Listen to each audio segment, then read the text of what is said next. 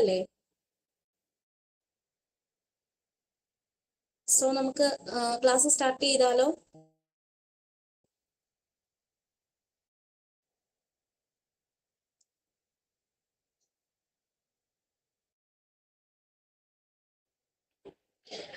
Okay okay. അപ്പോ ആദ്യമേ തന്നെ ഞാൻ നിങ്ങൾക്ക് ഇൻട്രൊഡ്യൂസ് ചെയ്യാം.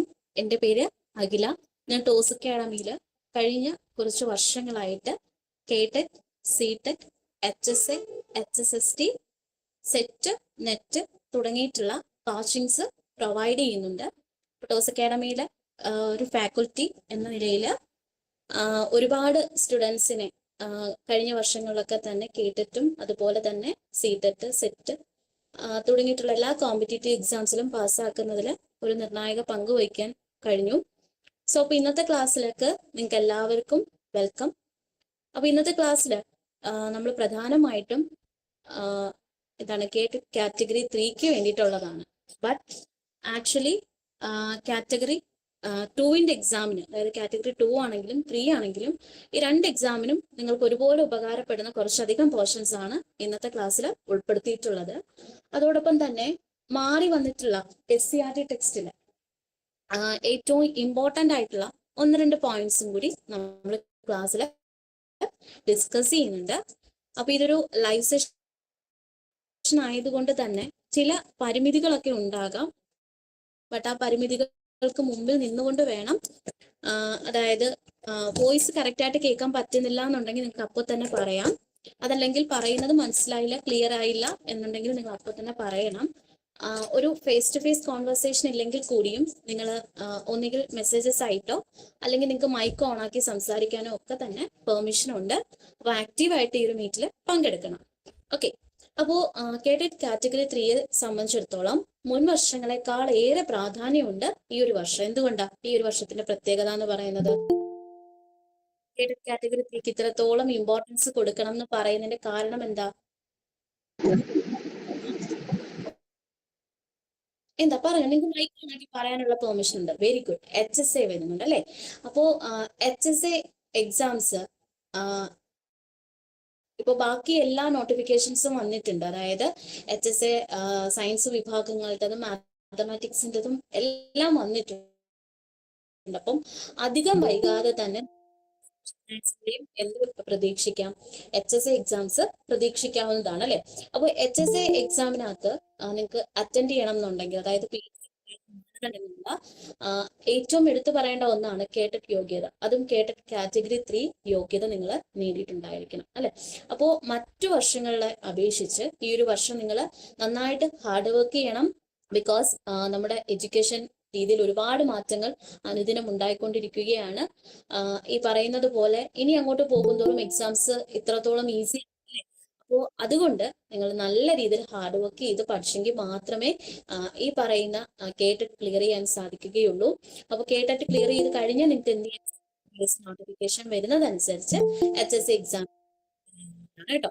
അപ്പോൾ മറ്റു വർഷങ്ങളിലെ പോലെയല്ല, ഒരുപാട് പ്രാധാന്യമുണ്ട് ഈ ഒരു വർഷത്തെ KTET എക്സാമിന്. സോ എക്സാം കഴിയുന്നതിന്, അതായത് ഇപ്പോൾ എക്സാം നടക്കുന്നതിന് മുമ്പ് തന്നെ KTETന്റെ എൻക്വയറീസ് നമുക്ക് വരുന്നുണ്ട്. അപ്പോൾ ഒരുപാട് സ്റ്റുഡൻസ് വളരെ പ്രതീക്ഷയോടെ കാത്തിരിക്കുന്ന ഒരു എക്സാം ആണ് വരാൻ പോകുന്ന HSA സോഷ്യൽ സയൻസ് എക്സാം എന്ന് പറയുന്നത്. അപ്പോൾ അതിന് മുന്നോടിയായിട്ട് നിങ്ങൾ എന്തായാലും KTET യോഗ്യത നേടിയിട്ടുണ്ടായിരിക്കണം. ഓക്കെ. അപ്പോൾ നമുക്ക് അധികം ദീർഘിപ്പിക്കുന്നില്ല, ക്ലാസ്സുകളിലേക്ക് പോയാലോ?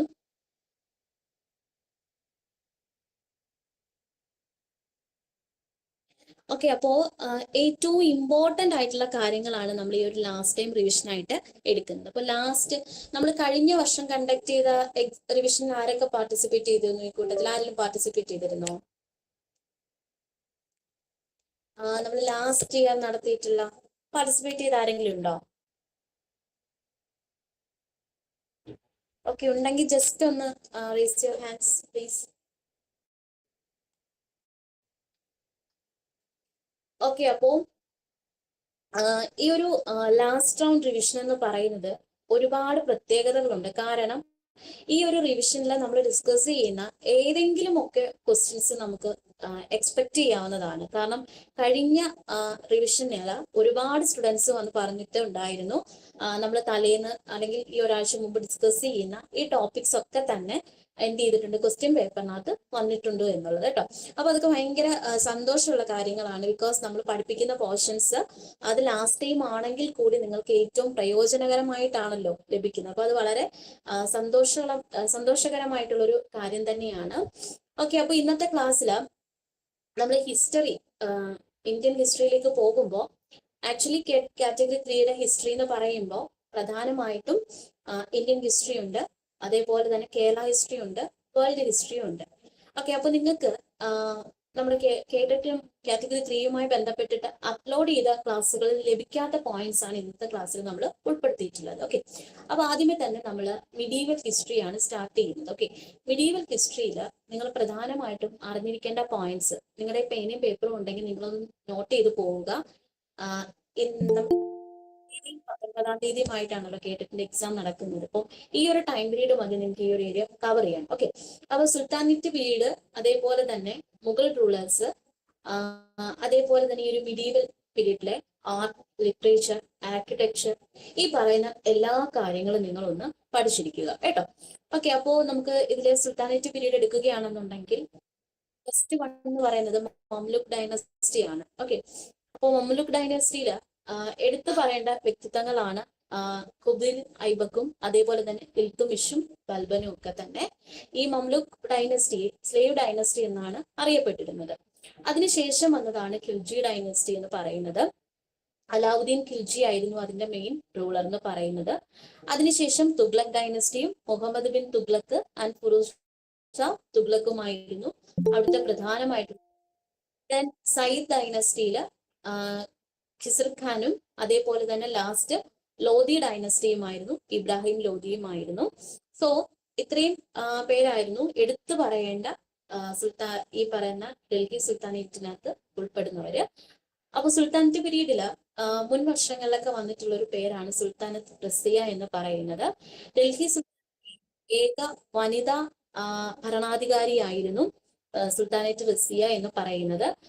റസിയ എന്ന് പറയുന്നത് ഇൽത്തുമിഷിന്റെ മകളാണ്.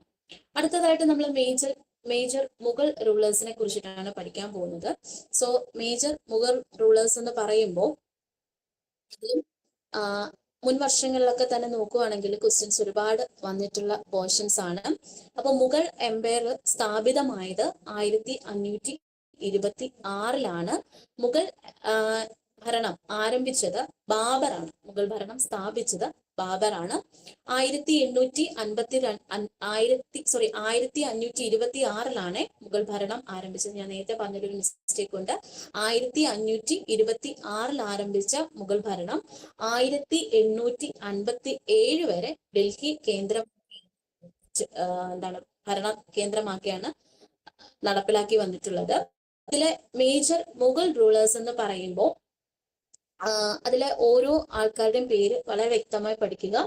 ബാബർ, അതിനുശേഷം ഹുമയൂൺ. കേൾക്കാൻ പറ്റുന്നുണ്ടോ? ഹലോ, കേൾക്കാൻ പറ്റുന്നുണ്ടോ? ഓക്കെ, അപ്പൊ കേൾക്കാൻ പറ്റുന്നില്ല എന്ന് ആർക്കാണ് ഇഷ്യൂ ഉള്ളത്? ഇടയ്ക്ക് വെച്ച് കേൾക്കാൻ പറ്റാതായോ? ക്ലിയർ ആവുന്നില്ല, ഇടയ്ക്ക് റേഞ്ച് പോകുന്നുണ്ട്. ബാക്കിയുള്ളവർക്ക് ആർക്കെങ്കിലും ആ ഇഷ്യൂ ഉണ്ടോ? ഓക്കെ, ഇപ്പൊ കേൾക്കാമോ?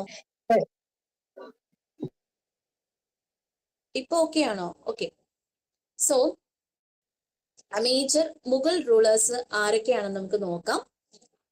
അപ്പോ മുഗൾ ഭരണം എന്ന് പറയുന്നത് 1526 മുതൽ 1857 വരെ ഡൽഹി കേന്ദ്രമാക്കിയാണ് ഭരിച്ചിരുന്നത്. ബാബർ, അതിനുശേഷം ഹുമയൂൺ, അക്ബർ, ജഹാംഗീർ, ഷാജഹാൻ, ഔറംഗസേബ് തുടങ്ങിയവരായിരുന്നു പ്രധാനമായിട്ടും മുഗൾ റൂളേഴ്സിൽ എടുത്തു പറയേണ്ടവര്. ഓക്കെ, ദെൻ അതേപോലെ തന്നെ നമ്മൾ മിഡീവൽ ണെന്നുണ്ടെങ്കിൽ പ്രധാനമായിട്ടും ഇന്ത്യയിലെ പല റീജിയനിലായിട്ട് ഭരണം നടത്തിയിട്ടുള്ള വ്യക്തികൾ ആരൊക്കെയാണെന്ന് നമുക്ക് നോക്കാം. അല്ലെങ്കിൽ രാജവിഭാഗം ഏതൊക്കെയാണെന്ന് നമുക്ക് നോക്കാം. അതിലൊന്നാണ് തൊമർ ഡൈനസ്റ്റി ഡൽഹിയിലുള്ളത്. അതിനുശേഷം Chauhan dynasty and sultanate ruler, last Mughal dynasty. ഇനി സൗത്ത് ഇന്ത്യയിലേക്ക് വരുമ്പോൾ ചോളാസ്, അതിനുശേഷം വിജയനഗര, അതിനുശേഷം ബഹുമനി, അതിനുശേഷമാണ് മറാത്ത. അത് വെസ്റ്റേൺ ഇന്ത്യയുടെ ഭാഗത്തായിരുന്നു ഭരണം നടത്തിയിട്ടുണ്ടായിരുന്നത്. ഇനി നിങ്ങൾ പാനിപ്പത്ത് യുദ്ധത്തെ കുറിച്ചിട്ടൊക്കെ ഒന്ന് ജസ്റ്റ് റെഫർ ചെയ്തിട്ട് വേണം പോകാൻ. പാനിപ്പത്ത് യുദ്ധം നടന്നത് എന്നാണെന്ന് ലാസ്റ്റ് നടന്ന ഒരു ക്വസ്റ്റ്യനകത്ത് ചോദിച്ചിട്ടുണ്ടായിരുന്നു, എക്സാമിനകത്ത് ചോദിച്ചിട്ടുണ്ടായിരുന്നു. ഓക്കെ, അപ്പോ ഇനി നമ്മൾ ഈ ഒരു മിഡീവൽ ഹിസ്റ്ററിയിലെ ഏറ്റവും നിർണായകമായിട്ടുള്ള ഒന്നാണ് മിഡീവൽ ആർക്കിടെക്ചർ എന്ന് പറയുന്നത്. ഓഡിയബിൾ അല്ലേ? എല്ലാവർക്കും കേൾക്കാമോ? ഓക്കെ, അപ്പോ മിഡീവൽ ആർക്കിടെക്ചറിൽ നമ്മൾ ഒന്നിലേറെ കാര്യങ്ങളാണ് പഠിക്കുന്നത്. ആദ്യമേ നമ്മുടെ സൗത്ത് ഇന്ത്യയിലേക്ക് വരുമ്പോൾ, സൗത്ത് ഇന്ത്യയിലെ കാഞ്ചീപുരം ഭരണം നടത്തിയവരാണ് പല്ലവ രാജാക്കന്മാരെന്ന് പറയുന്നത്. അപ്പോൾ അവര് പ്രധാനമായിട്ടും ഈ ഒരു തുറമുഖ നഗരമായിട്ടുള്ള മഹാബലിപുരം കേന്ദ്രമാക്കിയായിരുന്നു ഭരണം നടത്തിയിരുന്നത്. അവർ സ്ഥാപിച്ച ക്ഷേത്രങ്ങളെ പഞ്ചരഥങ്ങൾ എന്നാണ് അറിയപ്പെടുന്നത്. പഞ്ചരഥാസ് അല്ലെങ്കിൽ പഞ്ചരഥങ്ങൾ എന്നുള്ള പേരിലാണ് അറിയപ്പെട്ടിരുന്നത്. അപ്പോൾ ആ ഒരു പഞ്ചരഥയുടെ പിക്ചറാണ് ഈ കൊടുത്തിട്ടുള്ളത്. ഓക്കെ, ദെൻ ഓക്കെ, അതേപോലെ തന്നെ എടുത്തു പറയേണ്ട മറ്റൊന്നാണ് മഹാരാഷ്ട്രയിലെ എല്ലോറ ഗുഹാക്ഷേത്രങ്ങളും ഒക്കെ തന്നെ. ഓക്കെ, അടുത്തതായിട്ട് നോക്കുകയാണെങ്കിൽ ഇതില് ഉയരമേറിയിട്ടുള്ള ചിത്രങ്ങളാണ് പിന്നീടുള്ള കാലയളവിൽ നിർമ്മിച്ചിരുന്നത്. അതിലൊന്നാണ് അസാമിലെ കാമാഖ്യ ക്ഷേത്രം എന്ന് പറയുന്നത്. ഇനി ഈ ഒരു ക്ഷേത്രത്തിന്റെ വോളിലൊക്കെ പലതരത്തിലുള്ള ഡെക്കറേഷൻസ്, പ്രധാനമായിട്ടും രാമായണം, മഹാഭാരതം അങ്ങനെയുള്ള ഇതിഹാസങ്ങളിൽ നിന്നുള്ള കഥാസന്ദർഭങ്ങൾ എന്ത് ചെയ്തു, കൊത്തിവരിച്ചു. അപ്പൊ ഇങ്ങനെയുള്ള ആർക്കിടെക്ചർ വിരുതുകളും ആ ഒരു കാലയളവിൽ വ്യാപകമായി വന്നു. അതിലെടുത്തു പറയേണ്ട ഒന്നാണ് തഞ്ചാവൂർ സ്ഥിതി ചെയ്യുന്ന ബൃഹദീശ്വര ടെമ്പിൾ എന്ന് പറയുന്നത്. ലാസ്റ്റ് നടന്ന എക്സാമിന് ചോദിച്ചൊരു ക്വസ്റ്റ്യൻ ആണ് കൊടുത്തിട്ടുള്ളത്. The Brihadeeswara temple is situated at Thanjavur ആണ് കറക്റ്റ് ആയിട്ടുള്ള ആൻസർ എന്ന് പറയുന്നത്. ഇനി നമ്മൾ ഈ ഡൽഹി മേഖലയിലേക്ക് വരുമ്പോൾ തന്നെ ഇൻഡോ ഇസ്ലാമിക് രീതിയിലുള്ള ആർക്കിടെക്ചർ വിരുതുകളാണ് കാണാനുള്ളത്. അതായത് പ്രധാനമായിട്ടും സൽത്തനത്ത് പീരീഡിലാണ് ഇത്തരത്തിലുള്ള പുതിയ ആർക്കിടെക്ചർ രീതികൾ വന്നിട്ടുള്ളത്. അതായത് തുർക്കിന്നും പേർഷ്യന്നും ഒക്കെ ഇന്ത്യയിലേക്ക് വന്ന് അങ്ങനെ പുതിയൊരു സ്റ്റൈൽ ഓഫ് നിർമ്മാണ പ്രവർത്തനങ്ങളാണ് നമ്മുടെ ഇന്ത്യയിൽ തുടക്കം കുറിച്ചത്. അതിൽ ഒന്നാണ് കുത്തബ് മിനാർ, അതേപോലെ തന്നെ ഹ്യൂമയൂൺ ടോംബും ഒക്കെ തന്നെ. അപ്പൊ ഇവയുടെ നിർമ്മാണത്തിനായിട്ട് കൂടുതലായിട്ടും കുമ്മായം, ചുവന്ന കല്ലുകളും മാർബിൾസും ഒക്കെയാണ് ഉപയോഗിച്ചു വന്നിട്ടുള്ളത്.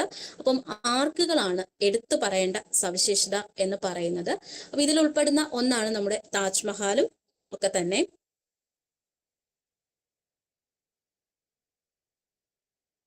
സോ നമ്മൾ മിഡീവൽ ഇന്ത്യൻ ഹിസ്റ്ററി പോലെ തന്നെ ഇമ്പോർട്ടൻ്റ് ആണ് വേൾഡ് ഹിസ്റ്ററിയിൽ. ഇപ്പോൾ വേൾഡ് ഹിസ്റ്ററിയിലേക്ക് പോകുമ്പോൾ അതിൽ എടുത്തു പറയേണ്ട ഒന്നാണ് നോളജ് കോൺട്രിബ്യൂഷൻസ് എന്ന് പറയുന്നത്. അതായത് ലാസ്റ്റ് നടന്നൊരു എക്സാമിന് ചോദിച്ചൊരു ക്വസ്റ്റ്യൻ ആണ്, കൊർദോവ യൂണിവേഴ്സിറ്റി എവിടെയാണ് സ്ഥിതി ചെയ്യുന്നത് എന്നുള്ളത് അല്ലെ. അപ്പൊ ഈ ഒരു മിഡീവൽ ഹിസ്റ്ററിയുടെ ഭാഗമായിട്ട് ഇറ്റലിയിൽ സ്ഥാപിതമായിട്ടുള്ള യൂണിവേഴ്സിറ്റീസ് ആണ് പാവിയ ആൻഡ് പദുവ യൂണിവേഴ്സിറ്റീസ് എന്ന് പറയുന്നത്. അതേപോലെ തന്നെ സ്പെയിനിൽ സ്ഥിതി ചെയ്യുന്ന യൂണിവേഴ്സിറ്റീസ് ആണ് പാർമ ആൻഡ് കോർദോവ യൂണിവേഴ്സിറ്റി എന്ന് പറയുന്നത്. അപ്പൊ കോർദോവ യൂണിവേഴ്സിറ്റി എവിടെയാണ് സ്ഥിതി ചെയ്യുന്നതെന്നാണ് ലാസ്റ്റ് നടന്നൊരു എക്സാമിന് ചോദിച്ചൊരു ക്വസ്റ്റ്യൻ എന്ന്. ഈ ഇടയ്ക്ക് ആൾക്കാർ ജോയിൻ ചെയ്യുമ്പം നിലവിലുള്ളവർക്ക് അഡ്മിറ്റ് ചെയ്യുമ്പം ഒന്ന് ഡിലേ ആകുമേ. ഓക്കെ, ദെൻ കോർദോവ യൂണിവേഴ്സിറ്റി സ്പെയിനിൽ സ്ഥാപിച്ചത് അറബികളാണ് കേട്ടോ. അതേപോലെ തന്നെ ഫ്രാൻസിലെ യൂണിവേഴ്സിറ്റീസ് ആണ് പാരീസ് ആൻഡ് തുലോസ് യൂണിവേഴ്സിറ്റി, ഇംഗ്ലണ്ടിലെ ഓക്സ്ഫോർഡ് ആൻഡ് കാംബ്രിഡ്ജ്. ഓക്കെ, അപ്പോൾ മിഡീവൽ വേൾഡ് എടുക്കുകയാണെങ്കിൽ മിഡീവൽ യൂറോപ്പിന്റെ പ്രത്യേകത എന്ന് പറയുന്നത് ഫ്യൂഡലിസം, അതേപോലെ തന്നെ സിറ്റീസിലുണ്ടായ ഗ്രോത്ത്, ദെൻ പ്രത്യേകിച്ചും ഗിൽഡ് എന്ന് പറയുമ്പോൾ ഒരു പ്രത്യേക കച്ചവട വിഭാഗങ്ങളെല്ലാം കൂടി ചേർന്നുകൊണ്ട് രൂപപ്പെടുന്നതാണ് ഗിൽഡ് എന്ന് പറയുന്നത്. അപ്പോൾ നോളജ് ആൻഡ് ആർട്ടിൽ എടുത്തു പറയേണ്ട ഒന്നാണ് ഈ പറഞ്ഞ universities. Architecture, romanesque and gothic style. അപ്പം ഗോത്തിക് സ്റ്റൈൽ എന്ന് പറയുന്നത് ആർക്കിടെക്ചറിനകത്ത് വരുന്നതാണ്. ലാസ്റ്റ് നടന്നൊരു എക്സാമിന് ചോദിച്ചതാണ് ഗോത്തിക് സ്റ്റൈല് എന്തിനകത്ത് ഉൾപ്പെടുന്നു എന്നുള്ളത്. അപ്പോൾ അതൊരു ആർക്കിടെക്ചറിനകത്ത് ഉൾപ്പെടുന്ന ഒന്നാണ് ഗോത്തിക് സ്റ്റൈൽ എന്ന് പറയുന്നത്. സോ അടുത്ത ഈ ഒരു ഗോത്തിക് സ്റ്റൈലിന്റെ പ്രത്യേകത എന്ന് പറയുന്നത് പോയിന്റഡ് ആർക്സ് ആണ്, അതായത് കൂർത്ത ആർക്കുകൾ പോലെ ഉള്ളവയാണ് ഈ ഒരു ഗോത്തിക് സ്റ്റൈലിന്റെ പ്രത്യേകത എന്ന് പറയുന്നത്. ദെൻ അടുത്ത മിഡീവൽ ചൈന, അതേപോലെ തന്നെ അറബ് നേഷൻസിന്റെ നോക്കുകയാണെങ്കിൽ അവിടെയും ഈ പറയുന്ന തരത്തിലെ പലതരത്തിലുള്ള മാറ്റങ്ങൾ കൊണ്ടുവന്നിട്ടുണ്ട്. അതിൽ ഒന്നാണ് പ്രിന്റിംഗ്, അതേപോലെ തന്നെ gun powder, marine compass, pagodas ഒക്കെ ആയിരുന്നു ഈ പറയുന്ന മിഡീവൽ ചൈനയിൽ ഉണ്ടായിട്ടുള്ള പുതിയ മാറ്റങ്ങൾ എന്ന് പറയുന്നത്. അറബ് നേഷൻസ് നോക്കുകയാണെങ്കിൽ മെഡിക്കൽ ലിറ്ററേച്ചർ പരമായിട്ട് നോക്കുകയാണെങ്കിൽ ഒമർ ഖൈറാം, അതേപോലെ തന്നെ ഫിർദൌസി തുടങ്ങിയിട്ടുള്ള ലിറ്ററേച്ചർ വർക്ക്സുകളും ഈ ഒരു സമയത്ത് എടുത്തു പറയേണ്ട കോൺട്രിബ്യൂഷൻസ് ആണ്. ഓക്കെ, സോ അടുത്തത് നമുക്ക് വളരെ പ്രധാനപ്പെട്ട ഒരു പോയിന്റ് ആണ്, ബിക്കോസ് ഈ ഒരു പോർഷൻ നിങ്ങൾ സ്കിപ്പ് ചെയ്യാതെ പഠിച്ചു പോയേ പറ്റത്തുള്ളൂ. റിവോൾട്ട് 1857 എന്ന് പറയുന്നത് കേട്ടോ, അതായത് ഒന്നാം സ്വാതന്ത്ര്യ സമരം 1857 നടന്ന ഒന്നാം സ്വാതന്ത്ര്യ സമരമാണ് എല്ലായ്പ്പോഴും ഇന്ത്യൻ ഹിസ്റ്ററിയിൽ നിന്നും റിപ്പീറ്റ് ആയിട്ട് വരുന്നത്. ഓക്കെ, സോ അപ്പോ നമുക്കറിയാം, നിങ്ങൾക്ക് ഈ ഒരു ഒന്നാം സ്വാതന്ത്ര്യ സമരത്തെ കുറിച്ച് പഠിക്കുമ്പോൾ ആദ്യമേ അറിഞ്ഞിരിക്കേണ്ട ഒന്നാണ് സിപ്പോയ് മ്യൂട്ടിനി അഥവാ ശിപ്പായി ലഹള എന്ന് പറയുന്നത്. ഓക്കെ, അപ്പം ഈ ഒരു ശിപ്പായി ലഹള ആരംഭിച്ചത് എന്താണ് കാരണമെന്ന് നിങ്ങൾക്കറിയാമോ? പ്രധാനമായിട്ടും ഒരു പുതിയൊരു തരം തോക്കുകൾ അവിടെ കൊണ്ടുവരികയും എന്താണ് ആൻസർ പറയുവാണോ? ഹലോ,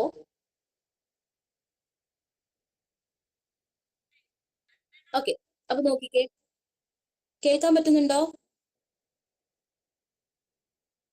ഓക്കെ, അപ്പൊ നോക്കിക്കേ, സിപ്പോയ് മ്യൂട്ടിനിലേക്ക് നയിച്ചതിന്റെ പ്രധാന ഘടകം എന്ന് പറയുന്നത് ഇത്തരത്തിൽ പുതിയൊരു തരത്തിലെ ഗൺ പൗഡർ. ആ ഗൺ പൗഡർ എന്ന് പറയുമ്പോൾ അതിനകത്ത് മൃഗക്കൊഴുപ്പ് ഉൾപ്പെടുത്തിയിരുന്നു എന്നുള്ളൊരു കിംവദന്തി, ആക്ച്വലി ഒരു റൂമേഴ്സ് ആയിട്ടാണ് സ്പ്രെഡ് ചെയ്തത്. അതിലെ പന്നിയുടെ മൃഗക്കൊഴുപ്പ് ഉപയോഗിച്ചിട്ടാണ് അതിൽ ഉപയോഗിച്ച ഗൺ പൗഡർ എന്നുള്ള രീതിയിൽ റൂമേഴ്സ് പരക്കുകയും അത് മതവിശ്വാസികളെ സംബന്ധിച്ചിടത്തോളം, ഇസ്ലാം മതവിശ്വാസികളെ സംബന്ധിച്ചിടത്തോളം അതൊരു പ്രശ്നമായി തീരുകയും അങ്ങനെയാണ് ആക്ച്വലി ശിപ്പായി ലഹളയോട് കൂടിയിട്ടാണ് ആക്ച്വലി എന്ത് തുടങ്ങിയത്.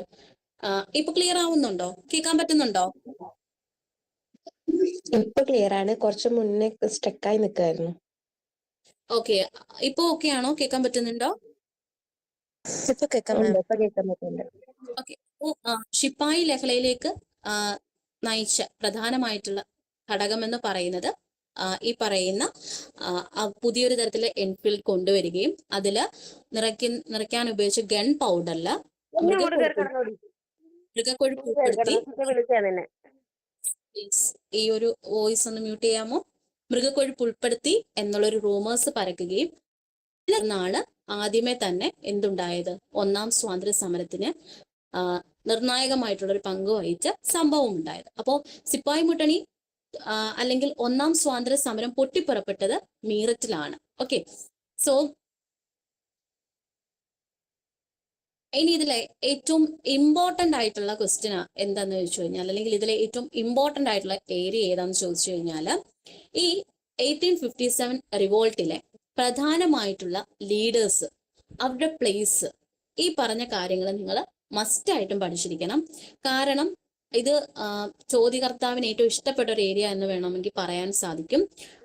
അതില് ഡൽഹിയില് ബഹദൂർ ഷാ രണ്ടാമൻ അല്ലെങ്കിൽ ബഹദൂർ ഷാ ജാഫർ എന്ന് വേണമെങ്കിലും, ബഹദൂർ ഷാ ജാഫർ അല്ലെങ്കിൽ ബഹദൂർ ഷാ രണ്ടാമനും അതേപോലെ തന്നെ ബാഗു സിംഗുമാണ് പ്രധാനമായിട്ടും ലീഡേഴ്സ് ആയിട്ട് ഉണ്ടായിരുന്നത്.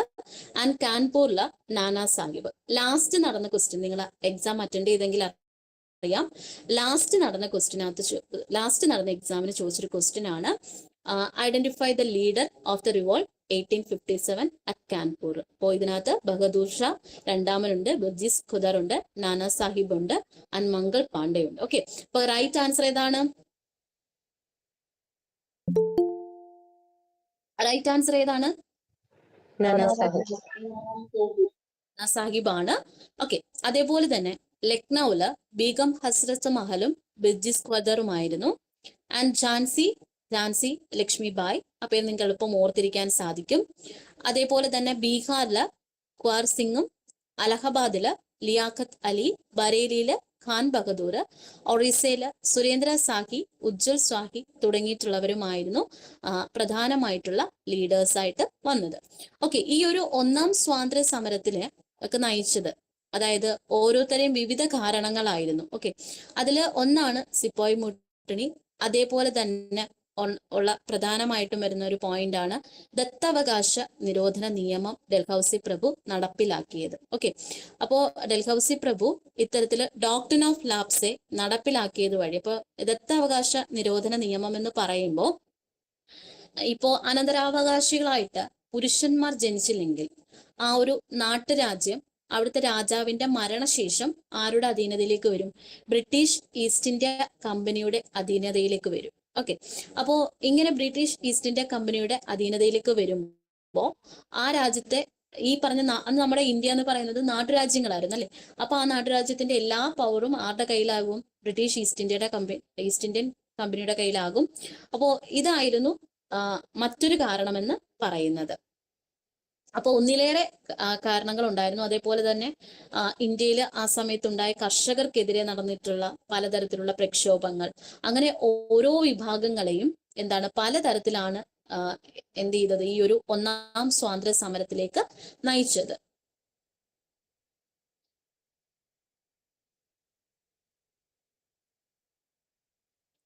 ഓക്കെ, അപ്പൊ നമ്മൾ ഓൾറെഡി പറഞ്ഞു റോൾ ഓഫ് റൂമേഴ്സ് എന്ന് പറയുന്നത് റിവോൾട്ട് 1857 ഏറ്റവും ഇമ്പോർട്ടന്റ് ആയിട്ടുള്ള ഒരു കാര്യമാണ്. അതിലെ ഇമ്മീഡിയറ്റ് ആയിട്ടുള്ള റീസൺ എന്ന് പറയുന്നത് ഇത്തരത്തിൽ ഗൺ പൗഡറിനകത്ത് മൃഗക്കൊഴുപ്പ് ഉൾപ്പെടുത്തി എന്നുള്ളതായിരുന്നു. അതായത് കൗവിന്റെയും പിഗിന്റെയും ഒക്കെ മൃഗക്കൊഴുപ്പ് ഉൾപ്പെടുത്തിക്കൊണ്ടുള്ള കാർട്രിഡ്ജസ് ആയിരുന്നു പ്രധാനമായിട്ടും റൈഫിളിനകത്ത് ഉപയോഗിച്ചിരുന്നത്. ഈ ഒരു റൂമർ തന്നെയാണ് റിവോൾട്ട് 1857 നയിച്ച ഇമ്മീഡിയറ്റ് ആയിട്ടുള്ള കാരണമെന്ന് പറയുന്നത്. ഓക്കെ, സോ അപ്പൊ നമുക്ക് അതിനെ കുറിച്ച് കുറച്ച് കാര്യങ്ങൾ ഡീറ്റെയിൽ ആയിട്ട് നോക്കാം. അപ്പോ സിപ്പോയി അഥവാ പട്ടാളക്കാര് ആണ് ഇതിലെ പ്രധാനമായിട്ടും, അതായത് 1857 റിവോൾട്ടിന്റെ തുടക്കം കുറിച്ചവരെന്ന് പറയുന്നത്. മെയ് 10 മീററ്റിലാണ് സ്റ്റാർട്ട് ചെയ്തത്. ഇതില് ഇപ്പോ മീററ്റ് എന്ന് പറയുന്നത് ഉത്തർപ്രദേശിൽ സ്ഥിതി ചെയ്യുന്നതാണ്. അതേപോലെ തന്നെ ഇന്ത്യൻ സ്വാതന്ത്ര്യ സമരത്തിലെ ആദ്യ രക്തസാക്ഷി എന്ന് പറയുന്നത് മംഗൾ പാണ്ഡെ ആണ്. അപ്പൊ മംഗൾ പാണ്ഡെ ആണ് ഈ ഒരു സിപ്പായി ലഹളയിലൂടെ മരണപ്പെട്ട അല്ലെങ്കിൽ ഒന്നാം സ്വാതന്ത്ര്യ സമരത്തിന്റെ ഒക്കെ തന്നെ രക്തസാക്ഷി എന്ന് പറയുന്നത്. അപ്പോൾ മംഗൾ പാണ്ഡെ 1857 മാർച്ച് 29 മരണപ്പെട്ടത്. അദ്ദേഹം ബരക്പൂർ സൈന്യത്തിൽ ഉൾപ്പെട്ട ഒരു പട്ടാളക്കാരനായിരുന്നു. അതേപോലെ തന്നെ ഒന്നാം സ്വാതന്ത്ര്യ സമരത്തിന്റെ അവസാന രക്തസാക്ഷി എന്ന് പറയുന്നത്, കേൾക്കാമോ? അവസാന മുഗൾ രാജാവ് എന്ന് പറയുന്നത് ബഹദൂർ ഷാ രണ്ടാമനായിരുന്നു. ദെൻ അടുത്ത പ്രധാനമായിട്ടുള്ള പോയിന്റ്സിലേക്ക് പോവുകയാണെങ്കിൽ, ഓൾറെഡി ഞാൻ പറഞ്ഞിരുന്നു ദത്തവകാശ നിരോധന നിയമം എന്ന് പറയുന്നത് ഡൽഹൌസി പ്രഭു ആണ് ഈ പറയുന്ന ദത്തവകാശ നിരോധന നിയമം കൊണ്ടുവന്നത്. അതേപോലെ തന്നെ ഈ പറഞ്ഞ വെല്ലസി പ്രഭു നടപ്പിലാക്കിയിട്ടുള്ള സൈനിക സഹായ വ്യവസ്ഥയും നമ്മുടെ റിവോൾട്ട് 1857 ഒരു പ്രധാന കാരണമായിരുന്നു. അപ്പൊ സൈനിക സഹായ വ്യവസ്ഥ എന്ന് പറയുന്നത് ഈ നാട്ടുരാജ്യങ്ങൾ തമ്മിൽ ഏർപ്പെടുന്ന തർക്കങ്ങളിൽ ഈസ്റ്റ് ഇന്ത്യ കമ്പനി സമീപിക്കുമ്പോൾ ആ രാജ്യത്തിന് പൂർണ്ണമായിട്ടും സൈനിക സഹായ വ്യവസ്ഥ ലഭ്യമാക്കുകയും അങ്ങനെ നാട്ടുരാജ്യങ്ങൾക്കിടയിലുള്ള തർക്കങ്ങൾ ആരേറ്റെടുത്തു? ബ്രിട്ടീഷ് ഈസ്റ്റ് ഇന്ത്യ കമ്പനി ഏറ്റെടുക്കുകയും ചെയ്തു. അതേപോലെ തന്നെ ആ സമയത്തുണ്ടായിരുന്ന നികുതി വ്യവസ്ഥകൾ ഒക്കെ തന്നെ എന്തിലേക്ക് നയിച്ചിരുന്നു? റിവോൾട്ട് 1857 നയിച്ച പ്രധാനമായിട്ടുള്ള റീസൺസ് ആണ്. ദെൻ ഇതിലെ എടുത്തു പറയേണ്ട വ്യക്തിത്വങ്ങളുടെ പേരാണ് ഓൾറെഡി നമ്മൾ പറഞ്ഞിരുന്നു. അതേപോലെ തന്നെ വരുന്നൊരു പോയിന്റ് ആണ്, ഈ ഒരു പോയിന്റ് നിങ്ങൾ നോട്ട് ചെയ്യണം. നേരത്തെ പറഞ്ഞൊരു പോയിന്റിൽ ഇല്ലായിരുന്നു. ഫൈസാബാദിലെ ലീഡർ എന്ന് പറയുന്നത് മൗലവി അഹമ്മദുള്ളയാണ്. കഴിഞ്ഞ മുമ്പ് വർഷങ്ങളിൽ നടന്നൊരു എക്സാമിന് ചോദിച്ചിട്ടുള്ളതായിരുന്നു. അപ്പം റിവോൾട്ട് 1857 ആ ഒരു ഭീകരതയൊക്കെ ഉൾക്കൊള്ളിച്ചുകൊണ്ട് സ്കോട്ടിഷ് ചിത്രകാരനായിട്ടുള്ള ജോസഫ് നോയൽ വരച്ചൊരു ചിത്രമുണ്ട്. അത് വളരെ ഫേമസ് ആണ്, ഇൻ മെമ്മോറിയം എന്ന് പറയുന്നത്. ഓക്കെ, അപ്പോൾ മാം ക്യാൻ യു റിപ്പീറ്റ് ദിസ്? കേൾക്കാമോ? ഒന്നുകൂടി പറയാമോ? ഏത് പോയിന്റ് ആണ്? മൗലവി അഹമ്മദുള്ള എന്ന് പറയുന്ന മൗലവി അഹമ്മദുള്ള ഫൈസാബാദിലെ ലീഡറാണ്. അതായത് റിവോൾട്ട് 1857 ഓരോ മേഖലയിലെയും പ്രധാനമായിട്ടുള്ള ലീഡേഴ്സ് ആരൊക്കെയാണെന്ന് പറഞ്ഞപ്പോൾ അദ്ദേഹത്തിന്റെ പേര് നേരത്തെ പറഞ്ഞില്ല. മുൻവർഷങ്ങളിൽ ചോദിച്ചിട്ടുള്ള ഒരു ക്വസ്റ്റ്യൻ ആണ് അത്. അതേപോലെ തന്നെ ബറേലിയിലെ ബഹദൂർ ഖാനും. ഓക്കെ, ഇനി അടുത്തൊരു പ്രധാന ക്വസ്റ്റ്യൻ ആണ്. നിങ്ങൾക്ക് എല്ലാ എക്സാമിനും പൊതുവെ കാണാൻ പറ്റും. ടെന്നീസ് കോർട്ട് ഓത്ത് എന്ന് പറയുന്നത് ആക്ച്വലി ഫ്രഞ്ച് റവല്യൂഷനുമായി ബന്ധപ്പെട്ടതാണ് ടെന്നീസ് കോർട്ട് ഓത്ത് എന്ന് പറയുന്നത്. അപ്പോൾ ടെന്നീസ് കോർട്ട് പ്രതിജ്ഞ എന്ന് പറയുന്നത് ഉണ്ടായ സാഹചര്യം എന്ന് പറയുന്നത് എല്ലാവരും നാഷണൽ അസംബ്ലി, അതായത് ഫ്രാൻസിന്റെ നാഷണൽ അസംബ്ലി പോലെ ഒത്തുകൂടുകയും അവിടെ വെച്ചുകൊണ്ട് അവരെല്ലാവരും ഫ്രാൻസിനൊരു കോൺസ്റ്റിറ്റ്യൂഷൻ വേണം, അതുവരെ സമരം ചെയ്യുമെന്ന് ഇതിൽ ഒരു ആഹ്വാനം ചെയ്യുകയും ചെയ്തു. അപ്പോൾ ഈ ഒരു പ്രതിജ്ഞയാണ് ടെന്നീസ് കോർട്ട് ഓത്ത് എന്ന് അറിയപ്പെടുന്നത്. ഓക്കെ, സോ അപ്പോൾ ടെന്നീസ് കോർട്ട് ഓത്ത് അതേപോലെ തന്നെ ഫ്രഞ്ച് റവല്യൂഷനുമായി ബന്ധപ്പെട്ടിട്ടുള്ള എല്ലാ ഇൻസിഡന്റും വളരെ ഇമ്പോർട്ടന്റ് ആണ്. ഇപ്പോൾ ഫ്രഞ്ച് റവല്യൂഷൻ ഡേറ്റ് നോക്കുകയാണെങ്കിൽ ജൂലൈ 14, 1789. ഇനി ഫ്രഞ്ച് റവല്യൂഷന്റെ പ്രധാനമായിട്ടുള്ള സ്ലോഗൻ സ്വാതന്ത്ര്യം, സമത്വം, സാഹോദര്യം, അതായത് ലിബർട്ടി, ഇക്വാലിറ്റി ആൻഡ് ഫെർട്ടേണിറ്റി ആണ്.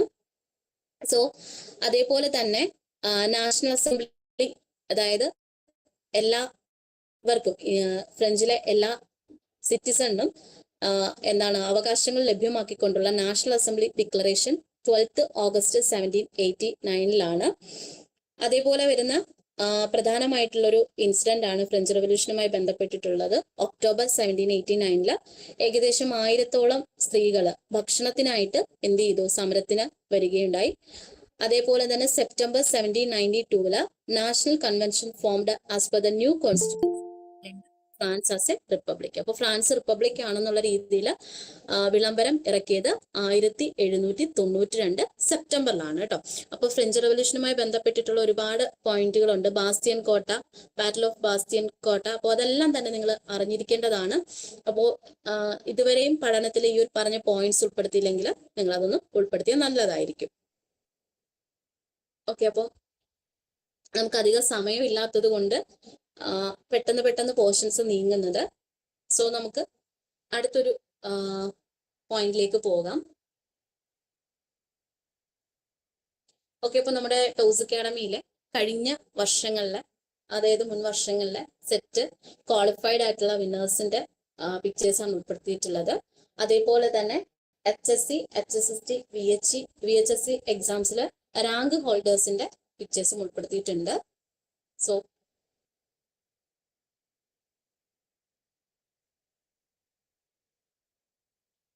ഓക്കെ, അതേപോലെ പ്രധാനമായിട്ടും വരുന്ന 1-2 പോയിന്റ്സ് ആണ്. റിവോൾട്ട് 1857 പ്രധാനമായിട്ടുള്ള കേന്ദ്രങ്ങൾ ഏതൊക്കെയാണെന്നുള്ളത് അറിഞ്ഞിരിക്കുക. മീററ്റ്, ഡൽഹി, ഝാൻസി, ഗോളിയോർ, കാൺപൂർ, ലക്നൗ, ആറ, ഫൈസാബാദ് തുടങ്ങിയിട്ടുള്ളവയാണ്. ഓക്കെ, അപ്പോൾ ഇതിലെ അല്ലാണ്ട് വരുന്ന കുറച്ച് പ്രധാനമായിട്ടുള്ള പോയിന്റ്സ് ആണ്. താന്തിയോ തോപ്പി, ഒളിപ്പോർ യുദ്ധം, അതേപോലെ തന്നെ ബാറ്റിൽ ഓഫ് കാൽപ്പി യുദ്ധം റാണി ലക്ഷ്മിഭായി ആണ് നേതൃത്വം നൽകിയത്. ഇങ്ങനെയുള്ള പോയിന്റ്സും കൂടി നിങ്ങളൊന്ന് എക്സാമിന് ഉൾപ്പെടുത്തണം. ഓക്കെ, അപ്പൊ നമ്മൾ ഈ പറഞ്ഞിട്ടുള്ള കാര്യങ്ങൾ ഉൾപ്പെടുത്തിക്കൊണ്ടുള്ള ഒരു ക്വസ്റ്റ്യൻ ആണ് കൊടുത്തിട്ടുള്ളത്. So what was the immediate cause of the revolt 1857?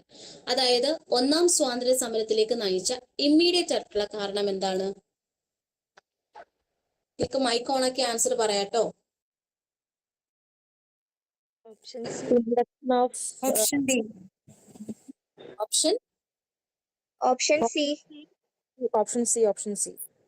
C ആണ്.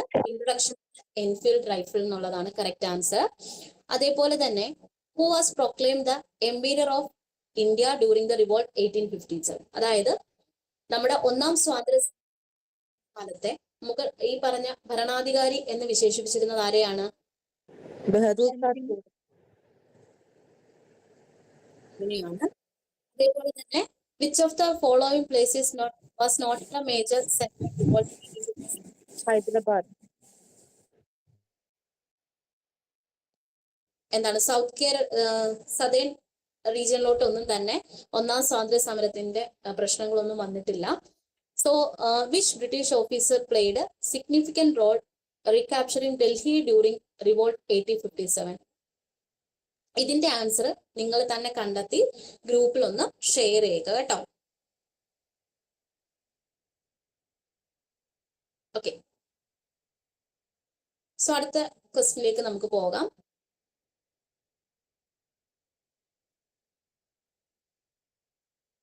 ഓക്കെ, ഇതിന്റെയൊക്കെ ആൻസേഴ്സ് ഒന്ന് പറഞ്ഞേ.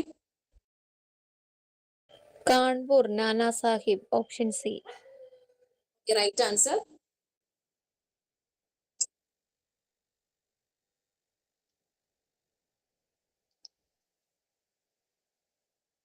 ടൈപ്പ് ചെയ്ത് അയച്ചാലും മതി കേട്ടോ. മൈക്ക് ഓണാക്കി പറയാൻ പറ്റില്ലെങ്കിൽ ടൈപ്പ് ചെയ്ത് അയച്ചാലും മതി.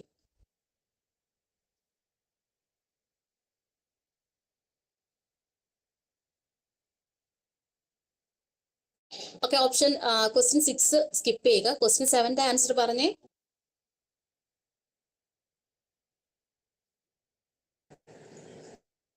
Only the sepoys. അല്ല, എല്ലാവരും ഉണ്ടായിരുന്നു. സിപ്പോയ്സും ഉണ്ടായിരുന്നു, സിവിലിയൻ പോപ്പുലേഷൻസും ഉണ്ടായിരുന്നു. സി ആണ് കേട്ടോ റൈറ്റ് ആൻസർ വരുന്നത്. അടുത്തത് ഡോക്ടർ ഓഫ് ലാപ്സെ ആരാ നടപ്പിലാക്കിയത്? Dalhousie. ഓപ്ഷൻ എ ആണ് റൈറ്റ് ആൻസർ. ഓക്കെ, അപ്പൊ ഇത്രയുമാണ് ഹിസ്റ്ററിയിലെ പ്രധാനമായിട്ടുള്ള പോയിന്റ്സ്. നിങ്ങൾ സ്കിപ്പ് ചെയ്യാതെ പഠിക്കേണ്ട പോയിന്റ്സ് ആണ്. ഓക്കെ, അപ്പം വേൾഡ് ഹിസ്റ്ററിയിലെ ഫ്രഞ്ച് റവല്യൂഷനുമായി ബന്ധപ്പെട്ടിട്ടുള്ള എല്ലാ കാര്യങ്ങളും നമ്മുടെ മോഡേൺ റവല്യൂഷൻസ് എന്ന് പറഞ്ഞിട്ട് കുറച്ച് ഏരിയാസ് വരുന്നുണ്ട്. അതിൽ അമേരിക്കൻ റവല്യൂഷൻ ഒക്കെ തന്നെ ഒന്ന് ജസ്റ്റ് ഒന്ന് നോക്കി വെക്കുക. ഇന്ത്യൻ ഹിസ്റ്ററിയിൽ ഏറ്റവും ഉൾപ്പെടുത്തേണ്ട ഒന്ന് റിവോൾട്ട് 1857 എന്ന് പറയുന്നത്. അതേപോലെ കേരള ഹിസ്റ്ററിയിലും നിങ്ങൾ നമ്മുടെ ഐക്യ കേരള രൂപീകരണത്തെ കുറിച്ചിട്ടും ഫോർമേഷൻ ഓഫ് കേരള സ്റ്റേറ്റിലെ പ്രധാനമായിട്ടുള്ള വ്യക്തികൾ ആരൊക്കെയാണ്, അതേപോലെ തന്നെ റിനൻസൻസും ഒക്കെ തന്നെ ഒന്ന് പഠിച്ചു വെക്കുക കേട്ടോ. അതൊക്കെ കൂടി ഉൾപ്പെടുത്തിയാൽ നമുക്ക് ബാക്കി ടോപ്പിക്സ് കവർ ചെയ്യാനുള്ള സമയം ലഭിക്കില്ല. അതുകൊണ്ടാണ് ആ പോർഷൻസ് ഉൾപ്പെടുത്താവുന്നത്. മാം, ലാസ്റ്റ് സ്ലൈഡ് കൂടെ കാണിക്കാവോ? ക്വസ്റ്റ്യൻസിന്റെ ലാസ്റ്റ് സ്ലൈഡ് കാണാമോ? അല്ല, കഴിഞ്ഞ സ്ലൈഡ്, ലാസ്റ്റ് സ്ലൈഡ്. ഇതല്ല, ഇതിന് മുന്നത്തെ സ്ലൈഡ്.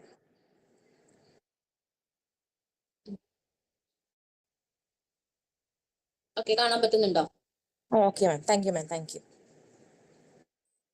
സോ അപ്പോൾ നമുക്കിനി അടുത്ത ഏരിയയിലേക്ക് നീങ്ങാമേ. അടുത്ത നമ്മൾ ജോഗ്രഫിയുടെ പോർഷൻസ് ആണ് ഇനി നോക്കാൻ പോകുന്നത്.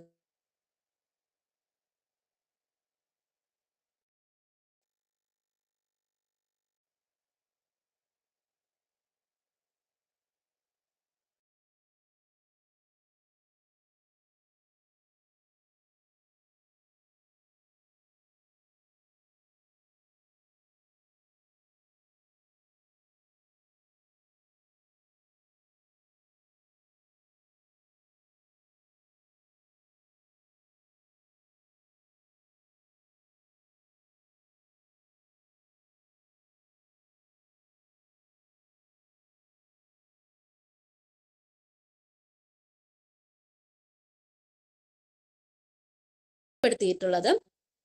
ഓക്കെ, സോ ഇനി നമുക്ക് അടുത്തൊരു പോയിന്റ് എന്ന് പറയുന്നത് പ്ലേറ്റ് ടെക്നോണിക്സ് ആണ്.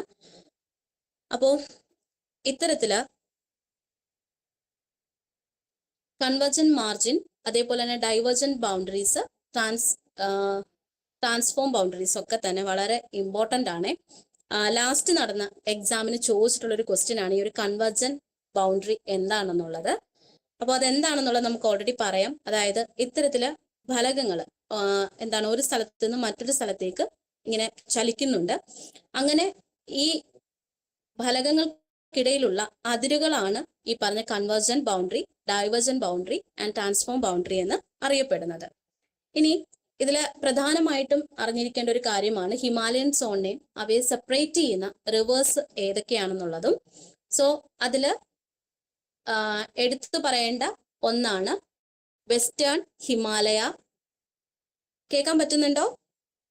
ഹലോ, ഓക്കെ, അപ്പോൾ വെസ്റ്റേൺ ഹിമാലയെ സെപ്പറേറ്റ് ചെയ്യുന്ന പ്രധാനമായിട്ടുള്ള റിവേഴ്സ് ആണ് ഇൻഡസ് ആൻഡ് കാലി റിവർ എന്ന് പറയുന്നത്. സെൻട്രൽ ഹിമാലയെ സെപ്പറേറ്റ് ചെയ്യുന്ന റിവേഴ്സ് ആണ് കാലി ആൻഡ് ടീസ റിവേഴ്സ് എന്ന് പറയുന്നത്. ആൻഡ് ഈസ്റ്റേൺ ഹിമാലയത്തിനെ സെപ്പറേറ്റ് ചെയ്യുന്ന റിവേഴ്സ് ആണ് ടീസ ആൻഡ് ബ്രഹ്മപുത്ര എന്ന് പറയുന്നത്. ഓക്കെ,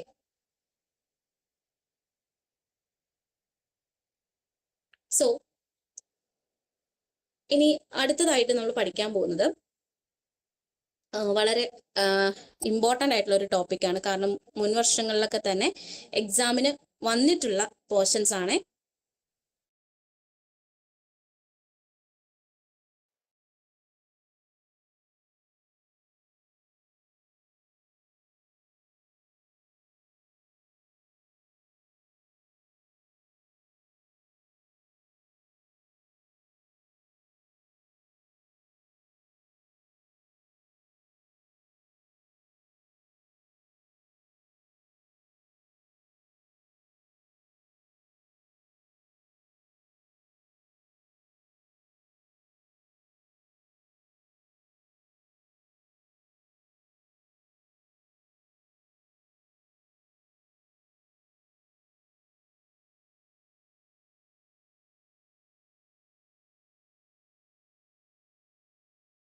ഹലോ, കേൾക്കാമോ?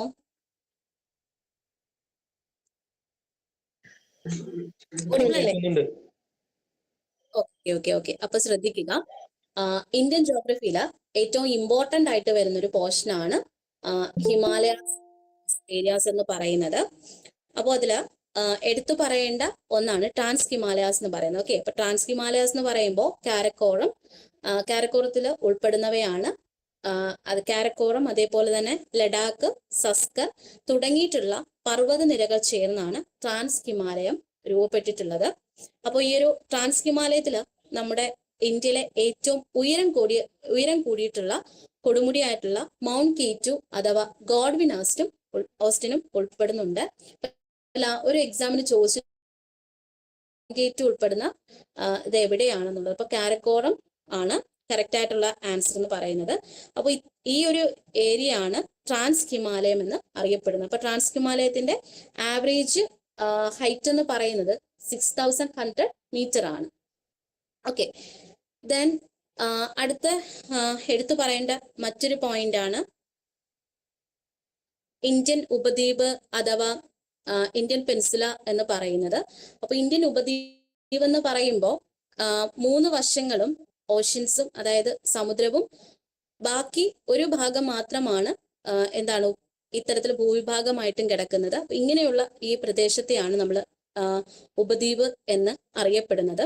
അപ്പൊ ഇന്ത്യയുടെ കേസിൽ ഇന്ത്യൻ ഉപഭൂഖണ്ഡത്തിന്റെ തെക്കു ഭാഗം എന്ന് പറയുന്നത് സമുദ്രത്താൽ ചുറ്റപ്പെട്ട് കാണുന്നത് കൊണ്ടാണ് ഈ ഭാഗത്തെ ഇന്ത്യൻ ഉപദ്വീപ് എന്ന് അറിയപ്പെടുന്നത്. ഓക്കെ, ഇനി നോർത്തേൺ മൗണ്ടൈൻ റീജിയനിലേക്ക് പോകുമ്പോൾ അതില് ഓരോ trans Himalaya and eastern highlands ഇതിലെ നോക്കുകയാണെങ്കിൽ ട്രാൻസ് ഹിമാലയത്തിൽ ഉൾപ്പെടുന്നവയാണ് കാരക്കോറം, ലഡാക്ക് ആൻഡ് സസ്കർ.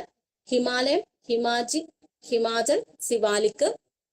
അതേപോലെ തന്നെ ഈസ്റ്റേൺ ഹൈലാൻഡ്സ് എന്ന് പറയുമ്പോൾ പത്കദിബോൺ, Naga hills, Garo, Khasi and Jaintia hills and Mizo hills തുടങ്ങിയിട്ടുള്ളവയാണ് ഈ ഒരു ഏരിയയിൽ ഉൾപ്പെടുന്നത് കേട്ടോ. സോ ഇതില് നിങ്ങൾ നോട്ട് ചെയ്യേണ്ട ഒരു പോയിന്റ് ആണ്, ഞാനത് സ്ലൈഡിൽ ഉൾപ്പെടുത്തിയിട്ടില്ല, നിങ്ങളൊന്ന് നോട്ട് ചെയ്യണം.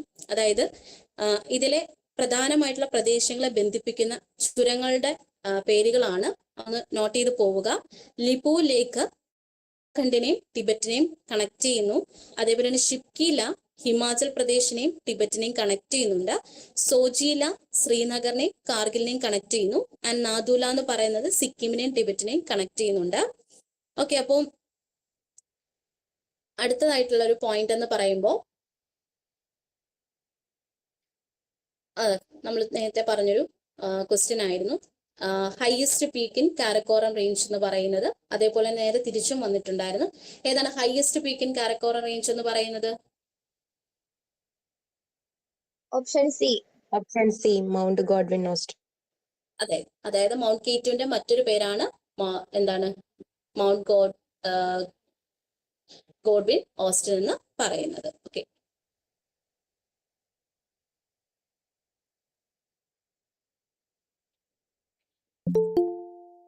അതുപോലെ തന്നെ ഹിമാദ്രി, ഹിമാചൽ, സിവാലിക്, നമുക്ക് ഇവയെ പറ്റിയും വളരെ ഇമ്പോർട്ടന്റ് ആയിട്ട് അറിഞ്ഞിരിക്കേണ്ടതായിട്ടുണ്ട്.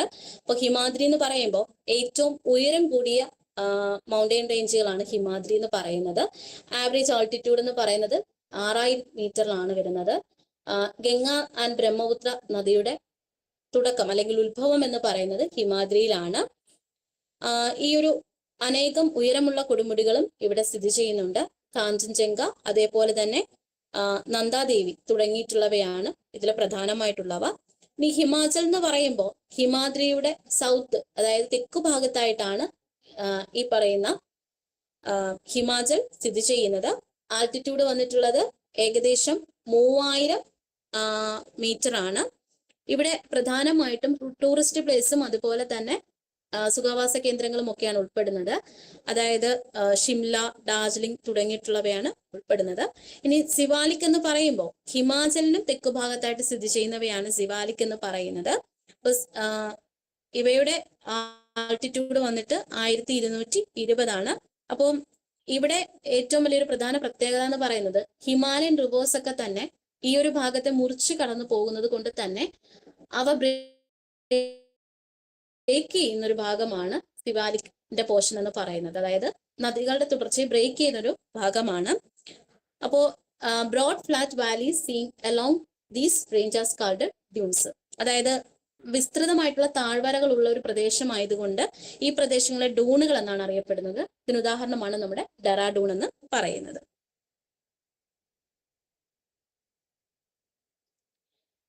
ഓക്കെ, അപ്പൊ ലാസ്റ്റ് നടന്ന എക്സാമിന് ചോദിച്ചിട്ടുള്ളൊരു ഏരിയ ആണ്. എല്ലാവർക്കും ഓഡിബിൾ അല്ലേ? അല്ലെ, കേൾക്കാൻ പറ്റും? ഓക്കെ ഓക്കെ ഓക്കെ ഓക്കെ അപ്പൊ നോക്കിക്കേ, ജിയോഗ്രഫിക് ഫീച്ചേഴ്സിന്റെ അടിസ്ഥാനത്തില് നോർത്ത് ഇന്ത്യൻ പ്ലെയിൻസിനെ പ്രധാനമായിട്ട് 3 സോണുകളായിട്ടാണ് തരംതിരിച്ചിട്ടുള്ളത്. ബാബർ, ടെറായ്, അതേപോലെ തന്നെ അലൂവിയൽ പ്ലാൻസ് അഥവാ എക്കൽ സമതലങ്ങൾ എന്നുള്ള രീതിയിൽ. ഓക്കെ, അപ്പോ എന്താണ് ബാബറിന്റെ പ്രത്യേകത നമുക്ക് നോക്കാം. സോ Bhabar is a narrow belt approximately 8 to 10 kilometer wide, running parallel to Sivalik mountain range at the breakup of the slope. അതായത് സിവാലിക് പർവ്വതനിരയ്ക്ക് തെക്കു ഭാഗത്തായിട്ടാണ് ഈ ബാബർ ഉൾപ്പെടുന്നത്. അപ്പൊ നോക്കിക്കേ, ബാബറിന്റെ പ്രത്യേകത എന്ന് പറയുന്നത് ഈ ഒരു സിവാലിക് മലയടി വാരത്തിന് സമാന്തരമായിട്ടുള്ള ഒരു ചരിവ് പ്രദേശമാണ്. ചരിവ് അവസാനിക്കുന്നിടത്താണ് ഏകദേശം 8 മുതൽ 10 കിലോമീറ്റർ വരെ വിസ്തൃതമായിട്ടുള്ള ഇടുങ്ങിയ ഭൂവിഭാഗമാണ് ബാബർ എന്ന് പറയുന്നത്. അപ്പൊ ഈ ബാബറിന്റെ മറ്റൊരു പ്രത്യേകത എന്ന് പറയുന്നത് ഈ നദികൾ കൊണ്ടുവരുന്ന കല്ലുകളും പ്രത്യേകിച്ച് മുരുളൻ കല്ലുകളും പാറകളും കൊണ്ടാണ് ഈ ഒരു പ്രദേശം നിർമ്മിക്കപ്പെട്ടിട്ടുള്ളത്. സോ അടുത്ത ഒരു പ്രദേശമാണ് ടെറായ് എന്ന് പറയുന്നത്. അപ്പൊ ടെറായ് എന്ന് പറയുന്നത് ബാബർ മേഖലയ്ക്ക് ഏകദേശം 10 കിലോമീറ്റർ മുതൽ 20 കിലോമീറ്റർ വരെ വെള്ളക്കെട്ടുകളും ചതുപ്പ് പ്രദേശങ്ങളുമായി കാണപ്പെടുന്ന ഭാഗങ്ങളാണ് ടെറായ് എന്ന് പറയുന്നത്. ഓക്കെ, അപ്പൊ ഈ ബാബർ മേഖലയിൽ വെച്ച് ചില റിവേഴ്സ് ഡിസപ്പിയർ ആവുകയും അവ വീണ്ടും ഈ പറഞ്ഞ ടെറായിലൂടെയാണ് പുനർജീവിച്ചുകൊണ്ട് ഒഴുകുന്നത്. അപ്പൊ ഈ ഒരു ടെറായ് മേഖലയുടെ പ്രത്യേകത എന്ന് പറയുന്നത് സസ്യജാലങ്ങൾക്ക് വളരാൻ ഏറ്റവും അനുയോജ്യമായിട്ടുള്ളതായിരുന്നു. ദെൻ അടുത്തത് നമ്മൾ ലാസ്റ്റ് പറഞ്ഞ അലൂവിയൽ ആണ്. സോ എക്കൽ സമതലങ്ങൾ എന്ന് പറയുമ്പോൾ ടെറായിക്ക് തെക്കായിട്ട് സ്ഥിതി ചെയ്യുന്നതാണ്. അതായത് പുതിയതും പഴയതുമായിട്ടുള്ള എക്കൽ നിക്ഷേപങ്ങളാൽ രൂപപ്പെട്ടിട്ടുള്ള സമതല ഭാഗമാണ് ഈ പറഞ്ഞ എക്കൽ സമതലങ്ങൾ എന്ന് അറിയപ്പെടുന്നത്. സോ ഈ സമതലങ്ങളെയാണ് ബങ്കർ എന്ന് അറിയപ്പെടുന്നത്. അതായത് old alluvium deposits are called Bangar and new ones are referred Khadar. ഇതിനകത്തെ ഓൾഡറിനെ ബങ്കർ എന്നും ന്യൂവിനെ ഖാദർ എന്നുമാണ് അറിയപ്പെടുന്നത്. And the major characteristics features of this region include depositional land form such as riverine island, sand bars, deltas and braided.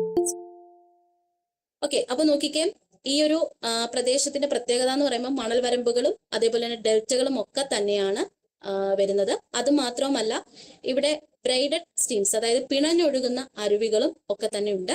So last നടന്ന എക്സാമിന് ചോദിച്ചിട്ടുള്ള ഒരു ക്വസ്റ്റ്യൻ ആണ്, the physiographic feature of the North Indian plains where the Himalayan rivers remerge.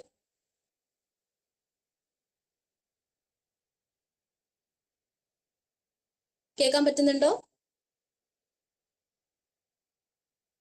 Hello, okay. അപ്പോ answer പറഞ്ഞേ. Option B. Option B, Terai ആണ് right answer. അതായത് നമ്മൾ ഓൾറെഡി പറഞ്ഞു, ഭാബറിൽ വെച്ച് ഈ പറഞ്ഞ നദികൾ ഒഴുകുന്നത് ബ്രേക്ക് ചെയ്യുന്നുണ്ട്. അവ വീണ്ടും പുനർജനിക്കുന്നത് എവിടെ വെച്ചിട്ടാണ്? ടെറായിൽ വെച്ചിട്ടാണ്. ഓക്കെ, കറക്റ്റ് ആൻസർ ആണ്. സോ നിങ്ങൾ പ്രീവിയസ് ടോസ് അക്കാഡമിയുടെ വീഡിയോസ് ഒക്കെ കാണുകയാണെങ്കിൽ, യൂട്യൂബ് വീഡിയോസ് കാണുക, അതിലെ ഏറ്റവും പ്രധാനമായിട്ടും വന്നിട്ടുള്ളൊരു ഏരിയ ആണ്, ഏറ്റവും കൂടുതൽ ഡിസ്കസ് ചെയ്തിട്ടുള്ള ഒരു ഏരിയ ആണ് ഈ പറഞ്ഞ കാറ്റഗറി 3യുടെ ജോഗ്രഫിയിൽ നിന്നും നമ്മുടെ സ്ട്രക്ചർ ആൻഡ് കമ്പോസിഷൻ ഓഫ് അറ്റ്മോസ്ഫിയറിൽ വരുന്ന ഒരു പോയിന്റ് ആണ് troposphere, stratosphere, mesosphere and thermosphere എന്ന് പറയുന്നത്. ഓക്കെ, ഞാൻ സിമ്പിൾ ആയിട്ടൊരു ക്വസ്റ്റ്യൻ ചോദിക്കുകയാണ്. ഓസോൺ ലെയർ സ്ഥിതി ചെയ്യുന്നത് എവിടെയാണ്? ഏത് ലെയറിലാണ്? Stratosphere. അത് അറിഞ്ഞിരിക്കണം. അതേപോലെ തന്നെ ട്രോപ്പോസ്ഫിയറിനെയും സ്ട്രാറ്റോസ്ഫിയറിനെയും വേർതിരിക്കുന്ന ആ ഒരു പറയുന്ന പേര്, അതേപോലെ തന്നെ സ്ട്രാറ്റോസ്ഫിയറിനെയും മീസോസ്ഫിയറിനെയും Stratopause. സ്ട്രാറ്റോപാസ്, മീസോസ്ഫിയറിനെയും തെർമോസ്ഫിയറിനെയും വരുമ്പോൾ Mesopause. ഇങ്ങനെ വരും അല്ലെ. അടുത്ത ഇതിലെ ഏറ്റവും കോൾഡസ്റ്റ് ആയിട്ടുള്ള ലെയർ ഏതാണ്? മെസോസ്ഫിയർ. Stratosphere. മീസോസ്ഫിയർ ആണോ സ്ട്രാറ്റോസ്ഫിയർ ആണോ കോൾഡസ്റ്റ് ആയിട്ടുള്ള ലെയർ? മെസോസ്ഫിയർ. Mesosphere. ഹലോ, കേൾക്കാൻ വയ്യ. മെസോസ്ഫിയർ -80 മുതൽ 100 വരെ വരെയുള്ള ഭാഗമാണ് മെസോസ്ഫിയർ. ഓക്കെ, അതേപോലെ തന്നെ അന്തരീക്ഷത്തിലെ, അതായത് നമ്മുടെ കാലാവസ്ഥകളെല്ലാം തന്നെ കാണാൻ പറ്റുന്ന ആ ഒരു അന്തരീക്ഷ പാളി ഏതാണ്? ട്രോപ്പോസ്ഫിയർ ആണ്. ട്രോപ്പോസ്ഫിയർ ആണ് വരുന്നത്. ഓക്കെ, അതേപോലെ ഇവയുടെ ഡിസ്റ്റൻസ് അറിഞ്ഞിരിക്കണം കേട്ടോ. ഈ ഡിസ്റ്റൻസ് എല്ലായ്പ്പോഴും ചോദിച്ചിട്ടുള്ള ഒരു ഏരിയ ആണ്. ഇവയുടെ ഡിസ്റ്റൻസ് അറിഞ്ഞിരിക്കണം. അപ്പൊ ഈ പറഞ്ഞ പോയിന്റ്സ് ഒക്കെ. ഓക്കെ, അയണോസ്ഫിയർ എന്റെ മറ്റൊരു പേരെന്താണ്? Exosphere. എക്സോസ്ഫിയർ ആണോ അയണോസ്ഫിയറിന്റെ മറ്റൊരു പേര്? Thermosphere, ionosphere. തെർമോസ്ഫിയറിന്റെ മറ്റൊരു പേരാണ് അയണോസ്ഫിയർ എന്ന് പറയുന്നത് കേട്ടോ. ഓക്കെ, സോ ഇനി അടുത്തായിട്ട് നമുക്ക് പൊളിറ്റിക്കൽ സയൻസിന്റെ പോർഷനിലേക്ക് പോകാം. സോ പൊളിറ്റിക്കൽ സയൻസിൽ ഏറ്റവും ഇമ്പോർട്ടന്റ് ആയിട്ട് വരുന്നൊരു ഏരിയ ആണ് ഇലക്ഷനെ കുറിച്ചിട്ടുള്ളത്. ഇലക്ഷനുമായി ബന്ധപ്പെട്ടിട്ടുള്ള എല്ലാ പോർഷൻസും കവർ ചെയ്യാൻ ശ്രമിക്കണം. സോ മുൻവർഷങ്ങളൊക്കെ ചോദിച്ചിട്ടുള്ളതാണ്, നിങ്ങൾക്ക് എല്ലാവർക്കും അറിയാവുന്ന ഒരു ഏരിയ ആയിരിക്കാം ഇലക്ഷനിലെ ഏജ് ലിമിറ്റ് എന്ന് പറയുന്നത്. അതിലെ പ്രസിഡന്റിനും വൈസ് പ്രസിഡന്റിനും 35 ഇയേഴ്സ് ആണ്. രാജ്യസഭയിലേക്ക് മത്സരിക്കാനുള്ള മിനിമം ഏജ് ലിമിറ്റ് എന്ന് പറയുന്നത് 30യും ലോക്സഭയിലേക്ക് 25ഉമാണ്. ഇനി MLA ആകാനുള്ള കുറഞ്ഞ പ്രായപരിധി എന്ന് പറയുന്നത് 25 ഇയേഴ്സ് ആണ്. പഞ്ചായത്തിലേക്ക് മത്സരിക്കാനുള്ളതും മുനിസിപ്പാലിറ്റിയിലേക്ക് മത്സരിക്കാനുള്ള കുറഞ്ഞ പ്രായപരിധി 21 വയസ്സാണ്. ഓക്കെ, ഇനി ഇലക്ഷൻ 2 തരത്തിലാണുള്ളത്. ഡയറക്റ്റ് ആൻഡ് ഇൻഡയറക്റ്റ് ഇലക്ഷൻ ഉണ്ട്. നമ്മുടെ ഇന്ത്യയിലെ ആദ്യത്തെ വോട്ടർ ആരാണ്? Shyam Charan Singh. Shyam Saran നേഗിയാണ്. അതൊരു വർഷം ചോദിച്ചിട്ടുള്ളതാണ് കേട്ടോ.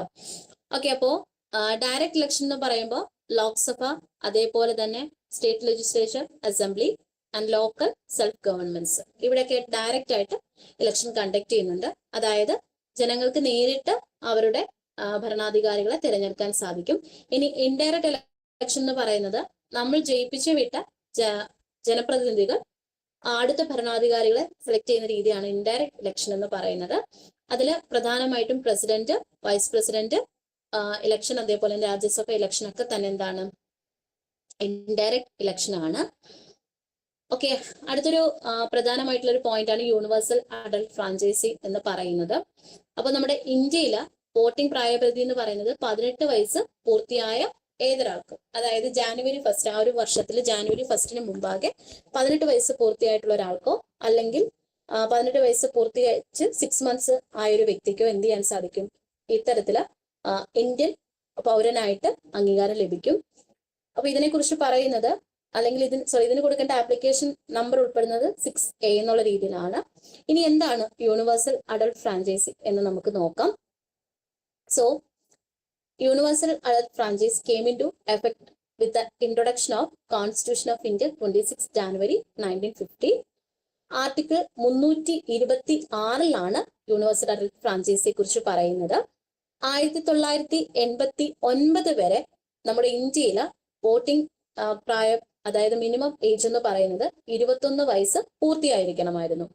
എന്നാൽ 61 അമെന്റ്മെന്റ് 61ാമത് അമെന്റ്മെന്റിലൂടെ കോൺസ്റ്റിറ്റ്യൂഷൻ 21 വയസ്സിൽ നിന്നും 18 വയസ്സായിട്ട് എന്ത് മാറ്റി? വോട്ടിംഗ് പ്രായപരിധി മാറ്റിയിട്ടുണ്ട്. And national party and state പാർട്ടിയും one of the important topics ആണ്. അതിൽ നാഷണൽ പാർട്ടിയിലും സ്റ്റേറ്റ് പാർട്ടിയിലും ഉൾപ്പെടുന്നവർ ഏതൊക്കെയാണെന്നുള്ളത് നിങ്ങളൊന്ന് നോട്ട് ചെയ്ത് പഠിക്കണം. ഓക്കെ, അപ്പൊ നാഷണൽ പാർട്ടി എന്ന് പറയുമ്പോൾ if a political party is to be declared as a national party it should be secured at least 6% of total voters polled in the Lok Sabha election from the 4 or more states, and moreover it should have won at least 4 Lok Sabha seats from 1 or more state. And state party എന്ന് പറയുന്നത്, if a party is to be declared as a state party, it should have secured at least 6% of total vote polled in 2 seats the state assembly election. അപ്പോൾ സംസ്ഥാന party അതേപോലെ തന്നെ ദേശീയ party ഇവയുടെ മാനദണ്ഡങ്ങളാണ് പറഞ്ഞിട്ടുള്ളത്. അപ്പൊ ലോക്സഭ ഇലക്ഷന്റെ ഏകദേശം 6% വോട്ട് നേടിയിട്ടുള്ളതോ അല്ലെങ്കിൽ 4-ലധികം സംസ്ഥാനങ്ങളിൽ എന്താണ് അധികാരത്തിൽ വന്നിട്ടുള്ള പാർട്ടികളുമാണ് നാഷണൽ പാർട്ടി എന്ന് പറയുന്നത്. ഇനി സ്റ്റേറ്റ് പാർട്ടി എന്ന് പറയുമ്പോൾ ഏകദേശം 2 സീറ്റില് 6% ടോട്ടൽ വോട്ടിന്റെ 6% വോട്ടിംഗ് ലഭിച്ചിട്ടുള്ള പാർട്ടീസ് ആണ് സ്റ്റേറ്റ് പാർട്ടീസ് എന്ന് അറിയപ്പെടുന്നത്. ഓക്കെ, സോ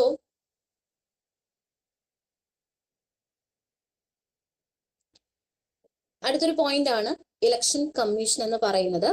അപ്പൊ ഇലക്ഷൻ കണ്ടക്ട് ചെയ്യുന്നതിന് വേണ്ടിയിട്ട്, അതായത് സമാധാനപരമായിട്ടും അതേപോലെ തന്നെ വളരെ സക്സസ് ആയിട്ടും ഇലക്ഷൻ കണ്ടക്ട് ചെയ്യുന്നതിന് വേണ്ടിയിട്ടാണ് ഇലക്ഷൻ കമ്മീഷനെ അപ്പോയിന്റ് ചെയ്യുന്നത്.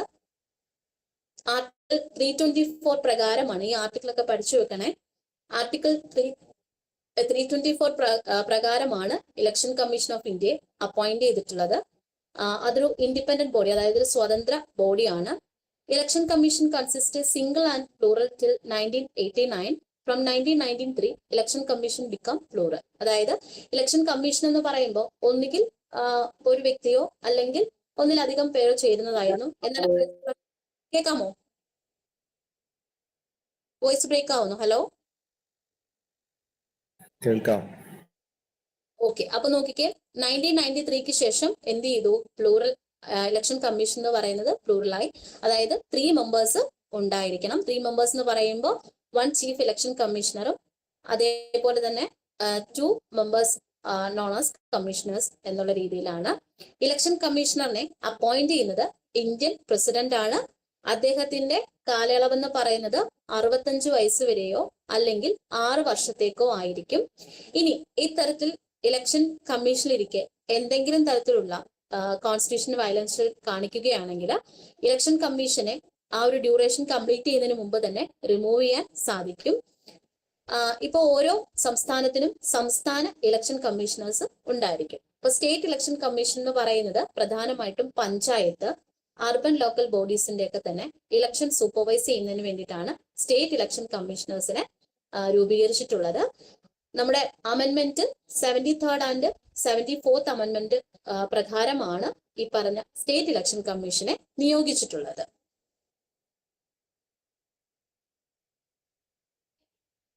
ഓക്കെ, ഇനി ഫങ്ഷൻ ഓഫ് ഇലക്ഷൻ കമ്മീഷൻ ആണ്.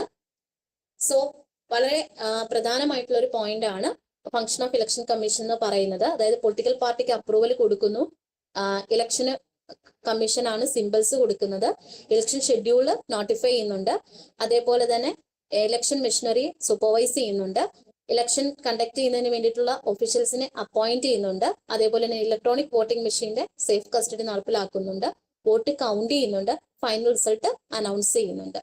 സോ നമ്മുടെ first woman election commissioner VS രമാദേവിയാണ്. അതേപോലെ തന്നെ ഫസ്റ്റ് ഇലക്ഷൻ കമ്മീഷണർ എന്ന് പറയുന്നത് സുകുമാർ സെന്നുമാണ്. ഓക്കെ, കേൾക്കാൻ പറ്റുന്നുണ്ടോ? യെസ്. ഓക്കെ, ആ ഒരു പോയിന്റ് നോട്ട് ചെയ്തേക്കണേ. കാരണം ലാസ്റ്റ് അല്ല, അതിന് മുമ്പുള്ള എക്സാമിന് ചോദിച്ചിട്ടുണ്ടായിരുന്നു. ഫസ്റ്റ് ഇലക്ഷൻ കമ്മീഷണർ നിങ്ങൾക്ക് അറിയാലോ, സുകുമാർ സെന്നും. അതേപോലെ തന്നെ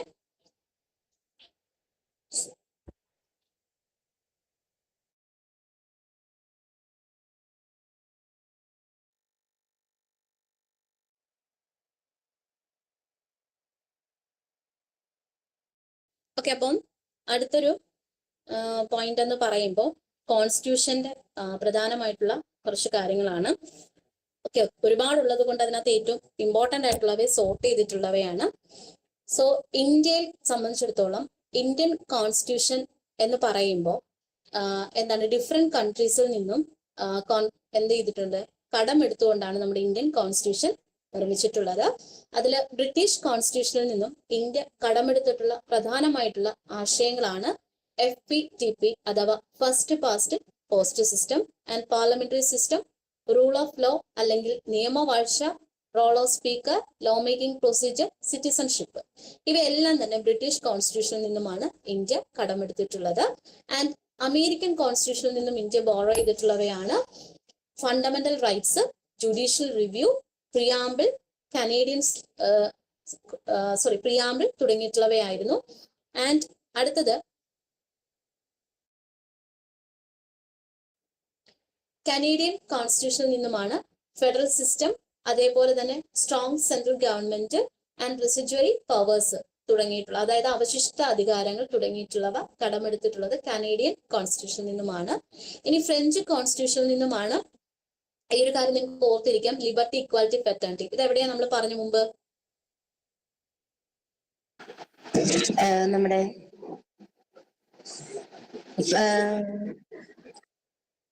ഫ്രഞ്ച് റെവല്യൂഷൻ. ഫ്രഞ്ച് റെവല്യൂഷനുമായി ബന്ധപ്പെട്ട് നമ്മൾ പറഞ്ഞത്. ആൻഡ് റിപ്പബ്ലിക് തുടങ്ങിയിട്ടുള്ള ആശയങ്ങളാണ് ഫ്രഞ്ച് കോൺസ്റ്റിറ്റ്യൂഷനിൽ നിന്നും കടമെടുത്തിട്ടുള്ളത്. ആൻഡ് അടുത്തത് ഐറിഷ് കോൺസ്റ്റിറ്റ്യൂഷൻ, അതായത് അയർലൻഡ് കോൺസ്റ്റിറ്റ്യൂഷനിൽ നിന്നുമാണ് TPSP, directive principle of state policy and election head of state തുടങ്ങിയിട്ടുള്ള ആശയങ്ങൾ കടമെടുത്തിട്ടുള്ളത്. ഓസ്ട്രേലിയൻ കോൺസ്റ്റിറ്റ്യൂഷനിൽ നിന്നുമാണ് കൺകറന്റ് ലിസ്റ്റ്, അതേപോലെ റഷ്യൻ കോൺസ്റ്റിറ്റ്യൂഷനിൽ നിന്നുമാണ് fundamental duties, and South African കോൺസ്റ്റിറ്റ്യൂഷനിൽ നിന്നുമാണ് കോൺസ്റ്റിറ്റ്യൂഷണൽ അമെൻമെന്റ്, ആൻഡ് ജർമ്മൻ കോൺസ്റ്റിറ്റ്യൂഷനിൽ നിന്നുമാണ് എമർജൻസി തുടങ്ങിയിട്ടുള്ള ആശയങ്ങൾ നമ്മുടെ ഇന്ത്യൻ കോൺസ്റ്റിറ്റ്യൂഷൻ കടമെടുത്തിട്ടുള്ളത്.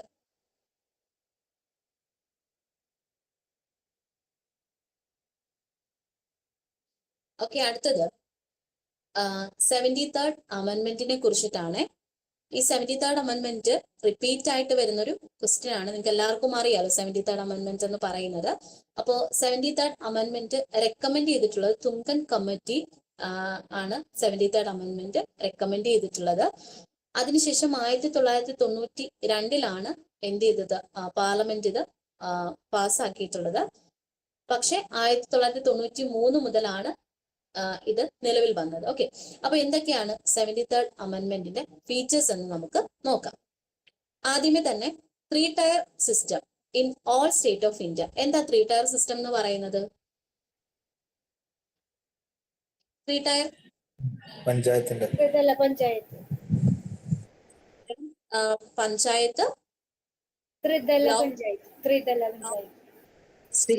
ജില്ലാ പഞ്ചായത്ത്, ബ്ലോക്ക്, ഗ്രാമപഞ്ചായത്ത്, ബ്ലോക്ക് പഞ്ചായത്ത്, ജില്ലാ പഞ്ചായത്ത്.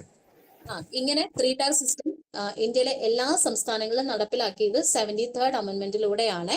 നിങ്ങൾ ശ്രദ്ധിക്കണം, 73rd ആൻഡ് 74th അമെൻമെന്റിൽ ചെറിയ ചെറിയ വ്യത്യാസങ്ങളുണ്ട്. അപ്പൊ 73rd അമെൻമെന്റ് മാത്രമാണ് പറയുന്നത്. സോ 3 ടയർ സിസ്റ്റം കൊണ്ടുവന്നത് 73rd അമെൻമെന്റിലൂടെയാണ്. And all state should follow 3 tier system and to implement ഗ്രാമസഭകൾ നിലവിൽ വന്നത് ഈ 73ാമത് ഭരണഘടന ഭേദഗതിയിലൂടെയാണ്. അതേപോലെ തന്നെ SC/STക്ക് റിസർവേഷൻ കൊണ്ടുവന്നു. അതേപോലെ തന്നെ സ്ത്രീകൾക്ക് ടോട്ടൽ സീറ്റിന്റെ 1/3 എന്ന് പറയുന്നത് സ്ത്രീകൾക്കായിട്ട് കൊടുക്കണം. അതേപോലെ ഇലക്ഷൻ കണ്ടക്ട് ചെയ്യേണ്ട കാലയളവെന്ന് പറയുന്നത് 5 വർഷം. ഈ പറയുന്ന 5 ഇയർ ഡ്യൂറേഷൻ 73rd അമെന്റ്മെന്റിലൂടെയാണ് വന്നത്. അതേപോലെ തന്നെ സ്റ്റേറ്റ് ഇലക്ഷൻ കമ്മീഷണറെ, സ്റ്റേറ്റ് ഫിനാൻഷ്യൽ കമ്മീഷണറെ അപ്പോയിന്റ് ചെയ്യുന്നത് 73rd അമെന്റ്മെന്റിലൂടെയാണ്. And there are 29 subject include in the 11th schedule. ഇത്രയും അമെന്റ്മെന്റ്, ഇത്രയും കാര്യങ്ങളാണ് അല്ലെങ്കിൽ ഇത്രയും ഫീച്ചേഴ്സ് ആണ് 73rd അമെന്റ്മെന്റ് എന്ന് പറയുന്നത്. ഇനി 74th അമെന്റ്മെന്റിന്റെ ജസ്റ്റ് ഒരു പോയിന്റ് പറയാം. നഗരപാലിക എന്ന് പറയുന്നത് 74th അമെന്റ്മെന്റിന്റെ ഭാഗമായിട്ടാണ് കേട്ടോ.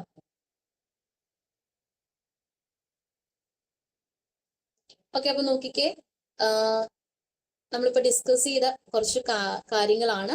നിങ്ങൾക്കറിയാലോ, വോട്ടിംഗ് പ്രായപരിധിയുടെ മിനിമം ഏജ് എന്ന് പറയുന്നത് 21 നിന്നും 18 മാറ്റിയത് 61ാമത് ഭരണഘടനാ ഭേദഗതിയിലൂടെയാണ്. സോ അടുത്ത് നോക്കിക്കേ, which of the is responsible for conduct election in India? Election commission. Election commission ആണ്. Election commission of India. അടുത്തത്, in which year first general election head in independent India? സ്വാതന്ത്ര്യം ലഭിച്ചതിന് ശേഷം ഇന്ത്യയിൽ ആദ്യമായി ജനറൽ ഇലക്ഷൻ നടത്തിയത് 1951-52 കാലയളവിലാണ്. First chief election commission of India Sukumar Sen.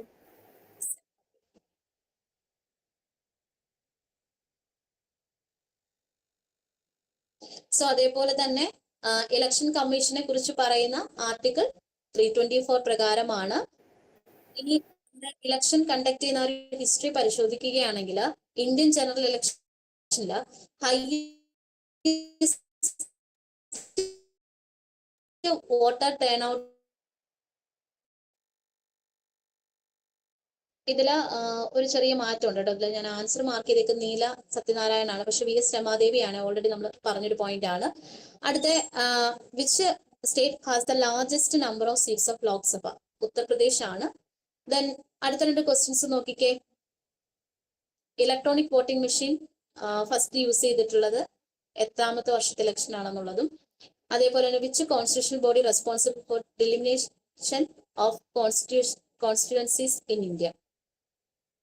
ഈ 2 ക്വസ്റ്റ്യന്റെ ആൻസർ നിങ്ങളൊന്ന് അയക്കാൻ ശ്രമിക്കുക. ക്വസ്റ്റ്യൻ എല്ലാവർക്കും കാണാൻ പറ്റുന്നുണ്ടോ?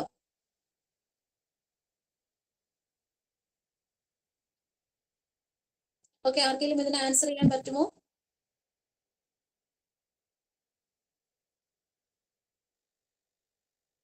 ഹലോ, കേൾക്കാൻ പറ്റുന്നുണ്ടോ?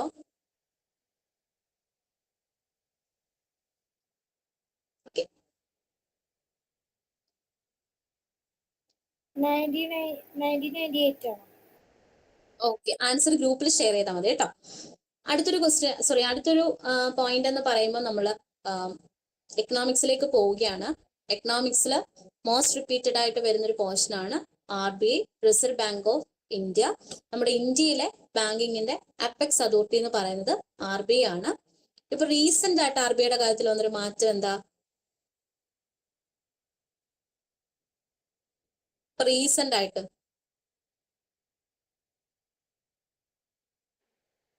ഗവർണറെ മാറ്റി. RBI RBI ഗവർണർ മാറിയിട്ടുണ്ട് കേട്ടോ. RBI ഗവർണർ സഞ്ജയ് മൽഹോത്രയാണ് കേട്ടോ. 2024 ഡിസംബർ 11 ഈ ഒരു ചേഞ്ചസ് കൊണ്ടുവന്നത്. നേരത്തെ ആരായിരുന്നു? ശക്തികാന്ത്. ശക്തി, ബാക്കി കേൾക്കുന്നില്ല.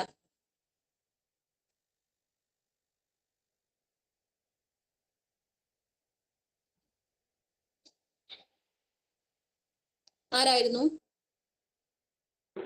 ശക്തികാന്ത്. ശക്തികാന്ത് ദാസ് ആയിരുന്നു. സഞ്ജയ്.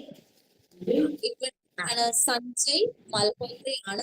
സഞ്ജയിന്റെ മാത്രമേ അറിയത്തുള്ളൂ. അത്ര കുറച്ചായി. ഹലോ, നിങ്ങൾ മൈക്ക് ഒന്ന് ഓഫ് ആക്കണേ. അത് ക്ലിയർ അല്ലായിരുന്നു പറഞ്ഞത്. ഓക്കെ, അപ്പൊ സഞ്ജയ് മൽഹോത്രയാണ് 2024 ഡിസംബർ 11 മുതൽ RBI ഗവർണറായിട്ട് അധികാരത്തിൽ വന്നത്. ക്ലിയർ അല്ലേ? കേൾക്കാൻ പറ്റുന്നില്ലേ? എന്തോ സ്റ്റക്ക് ആവുന്നുണ്ട്. ഇപ്പൊ ഓക്കെ ആണോ? ഓക്കെ, അന്നേരം നിങ്ങൾ സൂചിപ്പിച്ചു. എന്താണ്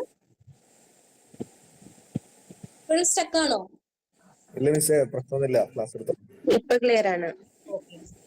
അപ്പൊ നോക്കിക്കേ, സഞ്ജയ് മൽഹോത്രയാണ് ചിലപ്പോ കയറി വരാൻ കേട്ടോ ഈ ഒരു ക്വസ്റ്റ്യൻ ഒക്കെ. അപ്പോ ആർ ബി ഐ രൂപീകൃതമായിട്ടുള്ള വർഷം 1934 ആർ ബി ഐയുടെ ഹെഡ് ക്വാർട്ടേഴ്സ് എന്ന് പറയുന്നത് മുംബൈയിൽ ചെയ്യുന്നത്. ഈ നിലവിൽ വന്നത് ആർ ബി ഐ ആക്ട് 1934 പ്രകാരമാണ് കേട്ടോ. ആർ ബി ഐ ആക്ട് 1934 പ്രകാരമാണ് R B I ma'am clear അല്ല, സ്റ്റക്കായി നിൽക്കുന്നു. കേൾക്കാമോ? ഹലോ, ഓഡിബിൾ ആണോ? ഇപ്പൊ അതെ.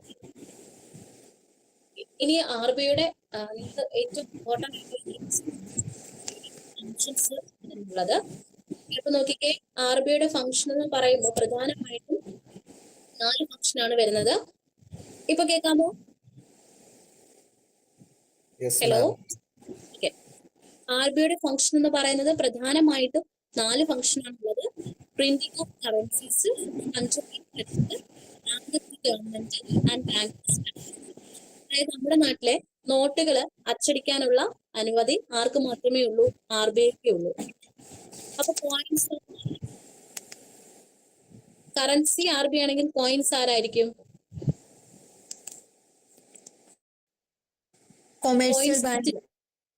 കോയിൻസ് ഇഷ്യൂ ചെയ്യുന്നത് കൊമേഴ്സ്യൽ ബാങ്കോ?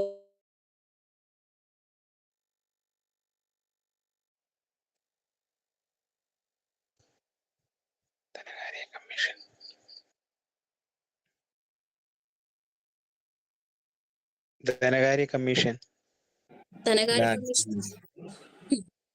ധനകാര്യ കമ്മീഷൻ, അതായത് നമ്മുടെ ഗവൺമെന്റ് ഓഫ് ഇന്ത്യയുടെ മിനിസ്ട്രി ഓഫ് ഫിനാൻസ് ആണ് എന്ത് ചെയ്യുന്നത്? കോയിൻസ് ഇഷ്യൂ ചെയ്യുന്നത് കേട്ടോ. അതായത് നാണയങ്ങൾ ഇറക്കാനുള്ള അനുമതി മിനിസ്ട്രി ഓഫ് ഫിനാൻസ്, അതായത് ഗവൺമെന്റ് ഓഫ് ഇന്ത്യ ആണ് ആക്ച്വലി ഇഷ്യൂ ചെയ്യുന്നത്. ത്രൂ മിനിസ്ട്രി ഓഫ് ഫിനാൻസ് വഴി, ധനകാര്യ കമ്മീഷൻ വഴിയാണ് എന്ത് ചെയ്യുന്നത്? കോയിൻസ് ഇഷ്യൂ ചെയ്യുന്നത്. ആക്ച്വലി കോയിൻസ് ഇഷ്യൂ ചെയ്യുന്നത് ഗവൺമെന്റ് ഓഫ് ഇന്ത്യ ആണ് കേട്ടോ. നോട്ടുകൾ ആരാണ് അച്ചടിച്ചിറക്കുന്നത്? ആർ ബി ഐ ആണ്. ഇനി കൺട്രോളിംഗ് ക്രെഡിറ്റ്. കൺട്രോളിംഗ് ക്രെഡിറ്റ് എന്ന് പറയുന്നത് നമ്മുടെ രാജ്യത്ത് പണപ്പെരുപ്പം, അതേപോലെ തന്നെ പണ ഡിഫ്ലേഷനും ഒക്കെ ഉണ്ടാകുന്ന സമയത്ത് അതിനെ കൺട്രോൾ ചെയ്യാൻ വേണ്ടിയിട്ട് പലതരത്തിലുള്ള മെഷേഴ്സ്, ഈ മെഷേഴ്സിനെയാണ് നമ്മൾ മോണിറ്ററി പോളിസീസ് എന്ന് പറയുന്നത്. ഓക്കെ, അപ്പൊ ഇത്തരത്തിലുള്ള മോണിറ്ററി പോളിസീസ് ഒക്കെ നടപ്പിലാക്കിക്കൊണ്ട് ആർ ബി ഐ അതിനെ കൺട്രോൾ ബാങ്ക് ടു ഗവൺമെന്റ് ആണ്. ഗവൺമെന്റിന്റെ ബാങ്കും ആരാണ്? ആർ ബി ഐ ആണ്. അതേപോലെ തന്നെ എല്ലാ ബാങ്കുകളുടെയും അപ്പെക്സ് അതോറിറ്റി എന്ന് പറയുന്നത് ആർ ബി ഐ ആണ് കേട്ടോ. അതായത് കൊമേഴ്സ്യൽ ബാങ്കുകൾക്ക് ആവശ്യമാകുന്ന സമയത്ത് പണം കടം കൊടുക്കുന്നതും, അതേപോലെ തന്നെ കൊമേഴ്സ്യൽ ബാങ്കുകൾ ഒരു നിശ്ചിത ശതമാനത്തോളം തുക സ്റ്റാറ്റ്യൂട്ടറി ലിക്വിഡിറ്റി റേഷ്യോ, അതേപോലെ തന്നെ ക്യാഷ് റിസർവ് റേഷ്യോ ഒക്കെ അനുസരിച്ച് ആർ ബി ഐയിൽ സൂക്ഷിക്കേണ്ടതായിട്ടുമുണ്ട്. സോ അപ്പോൾ നമ്മുടെ നാട്ടിലെ ഇത്തരത്തിലുള്ള എല്ലാ കാര്യങ്ങളും നിയന്ത്രിക്കുന്നത് ആരാണ്? ആർ ബി ഐ ആണ്. അപ്പൊ ആർ ബി ഐക്ക് സാധാരണ ഒരു കൊമേഴ്സ്യൽ ബാങ്കിന്റെ ഫംഗ്ഷൻ അല്ല ഉള്ളത്. പ്രധാനമായിട്ടും printing of currency, controlling credit, bankers to government and bankers bank തുടങ്ങിയിട്ടുള്ള ഫംഗ്ഷൻസ് മാത്രമേ ആർ ബി ഐ ഉൾപ്പെടുന്നുള്ളൂ. മറ്റ് കൊമേഴ്സ്യൽ ബാങ്കുകളെ പോലെ തന്നെ ഡെപ്പോസിറ്റ് അക്സെപ്റ്റ് ചെയ്യാനോ അല്ലെങ്കിൽ പൊതുജനങ്ങൾക്ക് ലോൺ കൊടുക്കാനോ ആർക്ക് സാധിക്കുകയില്ല? ആർ ബി ഐക്ക് സാധിക്കുകയില്ല.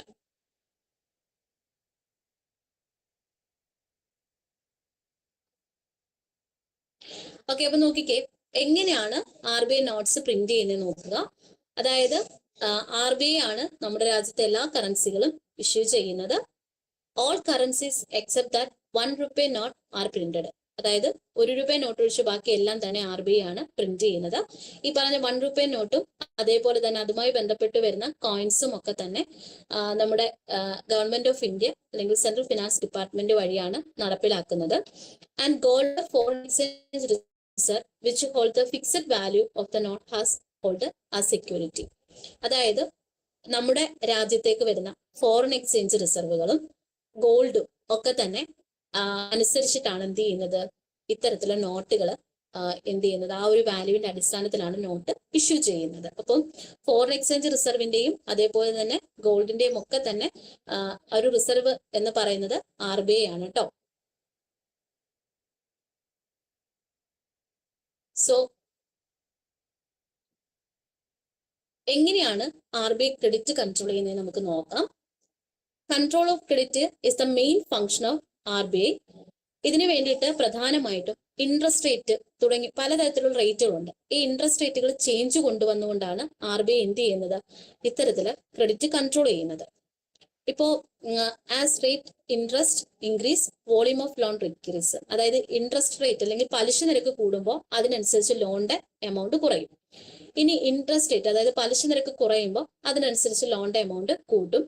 അങ്ങനെയാണ് എന്ത് ചെയ്യുന്നത്, RBI ക്രെഡിറ്റ് കൺട്രോൾ ചെയ്യുന്നത്. And the Reserve Bank of India increased the money supply in Indian economy through the distribution of printed currency and through credit creation.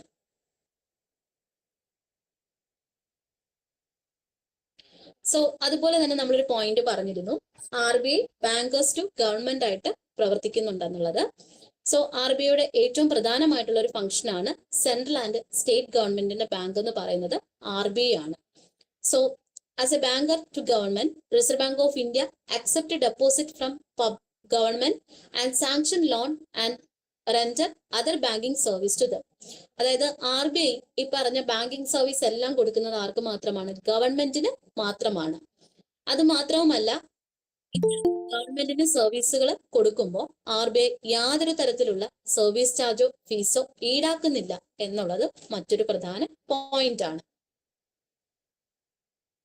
Okay, ഇനി അടുത്തൊരു പ്രധാനമായിട്ടുള്ള പോയിന്റ് ആണ് നമ്മുടെ ഇന്ത്യയിൽ ഉണ്ടായിട്ടുള്ള ബാങ്കിങ് ഫീൽഡിൽ ഉണ്ടായിട്ടുള്ള മാറ്റങ്ങൾ എന്നുള്ളതിനെ കുറിച്ചിട്ട്. സോ ഇന്ത്യയിലെ ഫസ്റ്റ് മോഡേൺ ബാങ്ക് ആണ് ബാങ്ക് ഓഫ് ഹിന്ദുസ്ഥാൻ എന്ന് പറയുന്നത്. 1770 എന്ത് ചെയ്തിട്ടുള്ളത്, നിലവിൽ വന്നിട്ടുള്ളത്. ഇന്ത്യയുടെ ബാങ്കിങ് സെക്ടറിന്റെ ഗ്രോത്തിനെ പ്രധാനമായിട്ടും 3 തരത്തിലാണ് 3 ഫേസ് ആയിട്ടാണ് തിരിച്ചിട്ടുള്ളത്. 1770 മുതൽ ഉള്ളൊരു കാലയളവും 1770 മുതൽ 1969 വരെയുള്ള കാലയളവും, അതിനുശേഷം സെക്കൻഡ് ഫേസ് എന്ന് പറയുന്നത് 1969 മുതൽ 1990 വരെയുള്ള ഒരു കാലയളവും, അതിനുശേഷം 1991 ശേഷമുള്ള ഒരു കാലയളവും. ഈ ഫസ്റ്റ് ഫേസിലാണ് പ്രധാനമായിട്ടും presidency bank like bank of Bengal, bank Bombay and bank of Madras തുടങ്ങിയിട്ടുള്ളവ ബ്രിട്ടീഷ് ഈസ്റ്റ് ഇന്ത്യ കമ്പനിയുടെ അനുമതിയോട് കൂടിയിട്ട് നിലവിൽ വന്നത്. അതിനുശേഷം സെക്കൻഡ് ഫേസിൽ ഒരു സ്പീഡി ഡെവലപ്മെന്റ് ഉണ്ടാവുകയും തേർഡ് ഫേസിലേക്ക് എത്തിയപ്പോൾ ബാങ്കിങ് സർവീസുകളെല്ലാം തന്നെ, അതായത് ബേസിക് ഫംഗ്ഷൻ എല്ലാം, പ്രധാനമായിട്ടും ഒരു ബാങ്കിന്റെ ബേസിക് ഫംഗ്ഷൻ എന്ന് പറയുന്നത് ഡെപ്പോസിറ്റ് സ്വീകരിക്കുക, ലോൺ കൊടുക്കുക. ഈ ഫംഗ്ഷനൊക്കെ തന്നെ ചെയ്യാൻ തുടങ്ങിയത് 1991 ശേഷമാണ്. അടുത്തത് ബാങ്ക് നാഷണലൈസേഷൻ വന്നത് 1969 14 ബാങ്കുകളാണ് എന്ത് ചെയ്തത്, നാഷണലൈസ് ചെയ്തിട്ടുള്ളത്. And 6 bank in 1980. അതിനുശേഷം 1980 6 ബാങ്കുകളും എന്ത് ചെയ്തിട്ടുണ്ട്, നാഷണലൈസ് ചെയ്തിട്ടുണ്ട്. And 1993, the nationalized bank, New Bank of India was merged with the Punjab National Bank. As a result, there 19 nationalized bank. ഇപ്പൊ മൊത്തത്തില് 19 ബാങ്കുകളാണ്. അതായത് ഇവിടെ ഒരു ബാങ്ക് പഞ്ചാബ് നാഷണൽ ബാങ്കുമായിട്ട് മെർജ് ചെയ്തു.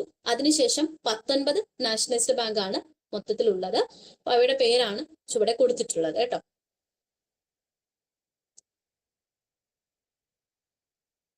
സോ ഈ ക്വസ്റ്റിനൊക്കെ ആൻസർ ചെയ്യാൻ പറ്റുമോ നോക്കിക്കേ.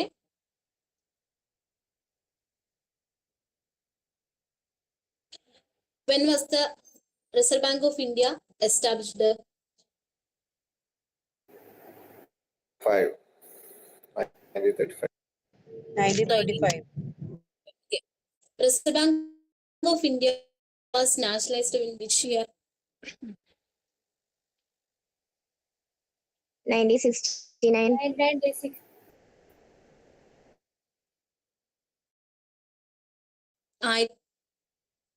Reserve Bank of India nationalized 1969 1949 മുതലേ എന്ത് ചെയ്തു, RBI നാഷണലൈസ് ചെയ്തിട്ടുണ്ട്. And who was the first governor of RBI? RBIയുടെ ഫസ്റ്റ് ഗവർണർ ആരാണെന്ന് അറിയാമോ?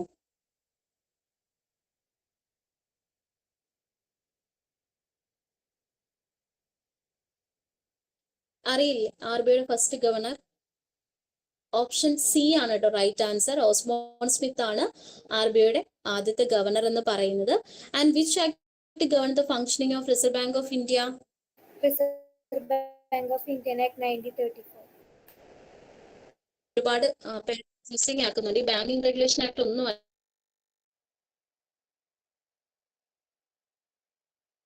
അല്ല.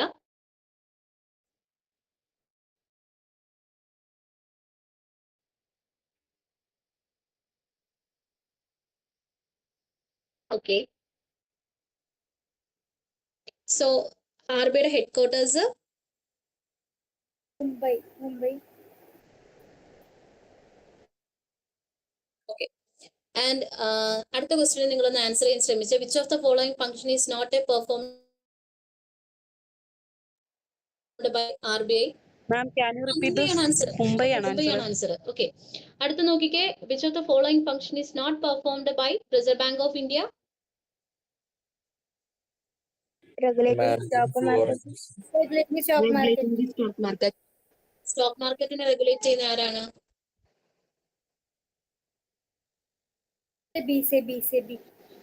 Security exchange board of India ആണ് നമ്മുടെ സ്റ്റോക്ക് മാർക്കറ്റുകളെയൊക്കെ റെഗുലേറ്റ് ചെയ്യുന്നത്. ഓക്കെ, അടുത്തൊരു ക്വസ്റ്റ്യൻ ആണ്, which committee recommend to established of reserve bank of India? നിങ്ങൾക്ക് അതിനകത്ത് പറഞ്ഞിട്ടില്ലാത്തൊരു പോയിന്റ് ആണ്, ഹിൽട്ടണിയൻ കമ്മീഷൻ ആണ് കേട്ടോ. ഓക്കെ, അടുത്തൊരു ക്വസ്റ്റ്യൻ ആണ്, which of the following not a monetary policy tool used by RBI? Fiscal deficit. Recommended committee ഒന്നുകൂടി പറയൂ. എന്താടാ? റെക്കമെൻഡഡ് കമ്മിറ്റി ഏതാന്ന് ഒന്നുകൂടി പറയോ? ഹിൽട്ടണിയൻ കമ്മീഷൻ, ഓപ്ഷൻ എ ആണ് റൈറ്റ് ആൻസർ കേട്ടോ. Hilton Young commission. അതിനുശേഷം RBIയുടെ മോണിറ്ററി പോളിസിക്കകത്ത് ഇല്ലാത്തത് ഫിസിക്കൽ ഡെഫിസിറ്റ് ആണ് കേട്ടോ. Repo rate, cash reserve ratio and statutory liquidity ratio ഇതെല്ലാം തന്നെ RBIയുടെ മോണിറ്ററി പോളിസിക്കകത്ത് ഉൾപ്പെടുന്നതാണ്. ഫിസിക്കൽ ഡെഫിസിറ്റ് മാത്രം ഉൾപ്പെടുന്നില്ല കേട്ടോ. ഓക്കെ, ഇനി നമുക്ക് അടുത്തൊരു പോയിന്റിലേക്ക് കടക്കാം. നിങ്ങൾക്ക് തന്നെ ക്രാക്ക് ചെയ്യാൻ പറ്റുന്ന ഒരു പോയിന്റ്, ഒരു ഏരിയ ആണ്. So central statistic officer economic ആക്ടിവിറ്റിയെ 3 സെക്ടറായിട്ടാണ് തരംതിരിച്ചിട്ടുള്ളത്. പ്രൈമറി സെക്ടർ എന്ന് പറയുമ്പോൾ അഗ്രികൾച്ചറും അലൈഡ് ആക്ടിവിറ്റീസുമാണ് ഉൾപ്പെടുന്നത്. സെക്കൻഡറി സെക്ടർ എന്ന് പറയുമ്പോൾ പ്രധാനമായിട്ടും കൺസ്ട്രക്ഷൻ ആണ്. അതായത് ഒരു പ്രൊഡക്റ്റ് ഒരു റോ മെറ്റീരിയൽ നിന്നും ഒരു ഫൈനൽ ഗുഡ്സിലേക്ക് കൺവേർട്ട് ചെയ്യുന്നുണ്ടെങ്കിൽ അത് സെക്കൻഡറി സെക്ടറിലാണ് ഉൾപ്പെടുന്നത്. ഇനി മൂന്നാമത്തെ സെക്ടറാണ് ടെർഷ്യറി സെക്ടർ എന്ന് പറയുന്നത്. പ്രധാനമായിട്ടും ടെർഷ്യറി സെക്ടറിനകത്ത് വരുന്നത് സർവീസുകളാണ് പ്രൊവൈഡ് ചെയ്യുന്നത് കേട്ടോ. അപ്പൊ പ്രൈമറി സെക്ടറിനകത്ത് വരുന്നവ ഫോറസ്ട്രി, ഫിഷിംഗ്, മൈനിങ് ഒക്കെ വരും. സെക്കൻഡറി സെക്ടറിനകത്ത് വരുന്നവയാണ് ഇൻഡസ്ട്രി, അതേപോലെ തന്നെ ബിൽഡിംഗ് കൺസ്ട്രക്ഷനും എല്ലാം തന്നെ. ആൻഡ് ടെർഷ്യറി സെക്ടറിനകത്താണ് ട്രേഡ്, ട്രാൻസ്പോർട്ട്, ഹോട്ടൽ, എല്ലാ തരത്തിലുള്ള സർവീസ്, ബാങ്കിങ്, ഇൻഷുറൻസ് എല്ലാം ഉൾപ്പെടുന്നത്. സോ ഇതില് ലാസ്റ്റ് നടന്നൊരു എക്സാമിന് ചോദിച്ചിട്ടുള്ള ക്വസ്റ്റ്യൻ ആണ്, which sector contribute major share of GDP of India in 2020-23? Tertiary sector. Tertiary sector ആണ് കേട്ടോ. നമ്മുടെ ഇന്ത്യയില് ആദ്യകാലങ്ങളിൽ പ്രൈമറി സെക്ടർ ആയിരുന്നു ഏറ്റവും കൂടുതൽ GDP കോൺട്രിബ്യൂഷൻ നടത്തിയത്. അതിനുശേഷം ന്യൂ ഇക്കണോമിക് പോളിസീസ് ഒക്കെ നിലവിൽ വന്നതിന് ശേഷം ടെർഷ്യറി സെക്ടർ ആണ് ഏറ്റവും കൂടുതലും GDP നമ്മുടെ ദേശീയ വരുമാനത്തിലുള്ള കോൺട്രിബ്യൂഷൻസ് കൊടുത്തു തുടങ്ങിയത്. ഓക്കെ, ഇനി അതുപോലെ വരുന്നൊരു മറ്റൊരു പ്രധാനമായിട്ടുള്ള ഒരു പോയിന്റ് ആണ് ഫുഡ് സെക്യൂരിറ്റി എന്ന് പറയുന്നത് കേട്ടോ. സോ ഫുഡ് സെക്യൂരിറ്റിയുമായി ബന്ധപ്പെട്ടിട്ടുള്ള പദ്ധതികളാണ് നിങ്ങൾ ഏറ്റവും കൂടുതലും അറിഞ്ഞിരിക്കേണ്ടത്. അപ്പോൾ ഫുഡ് സെക്യൂരിറ്റി എന്ന് പറഞ്ഞു കഴിഞ്ഞാൽ food is essential for living as an air is for breathing, but food security means something more than getting 2 square meals.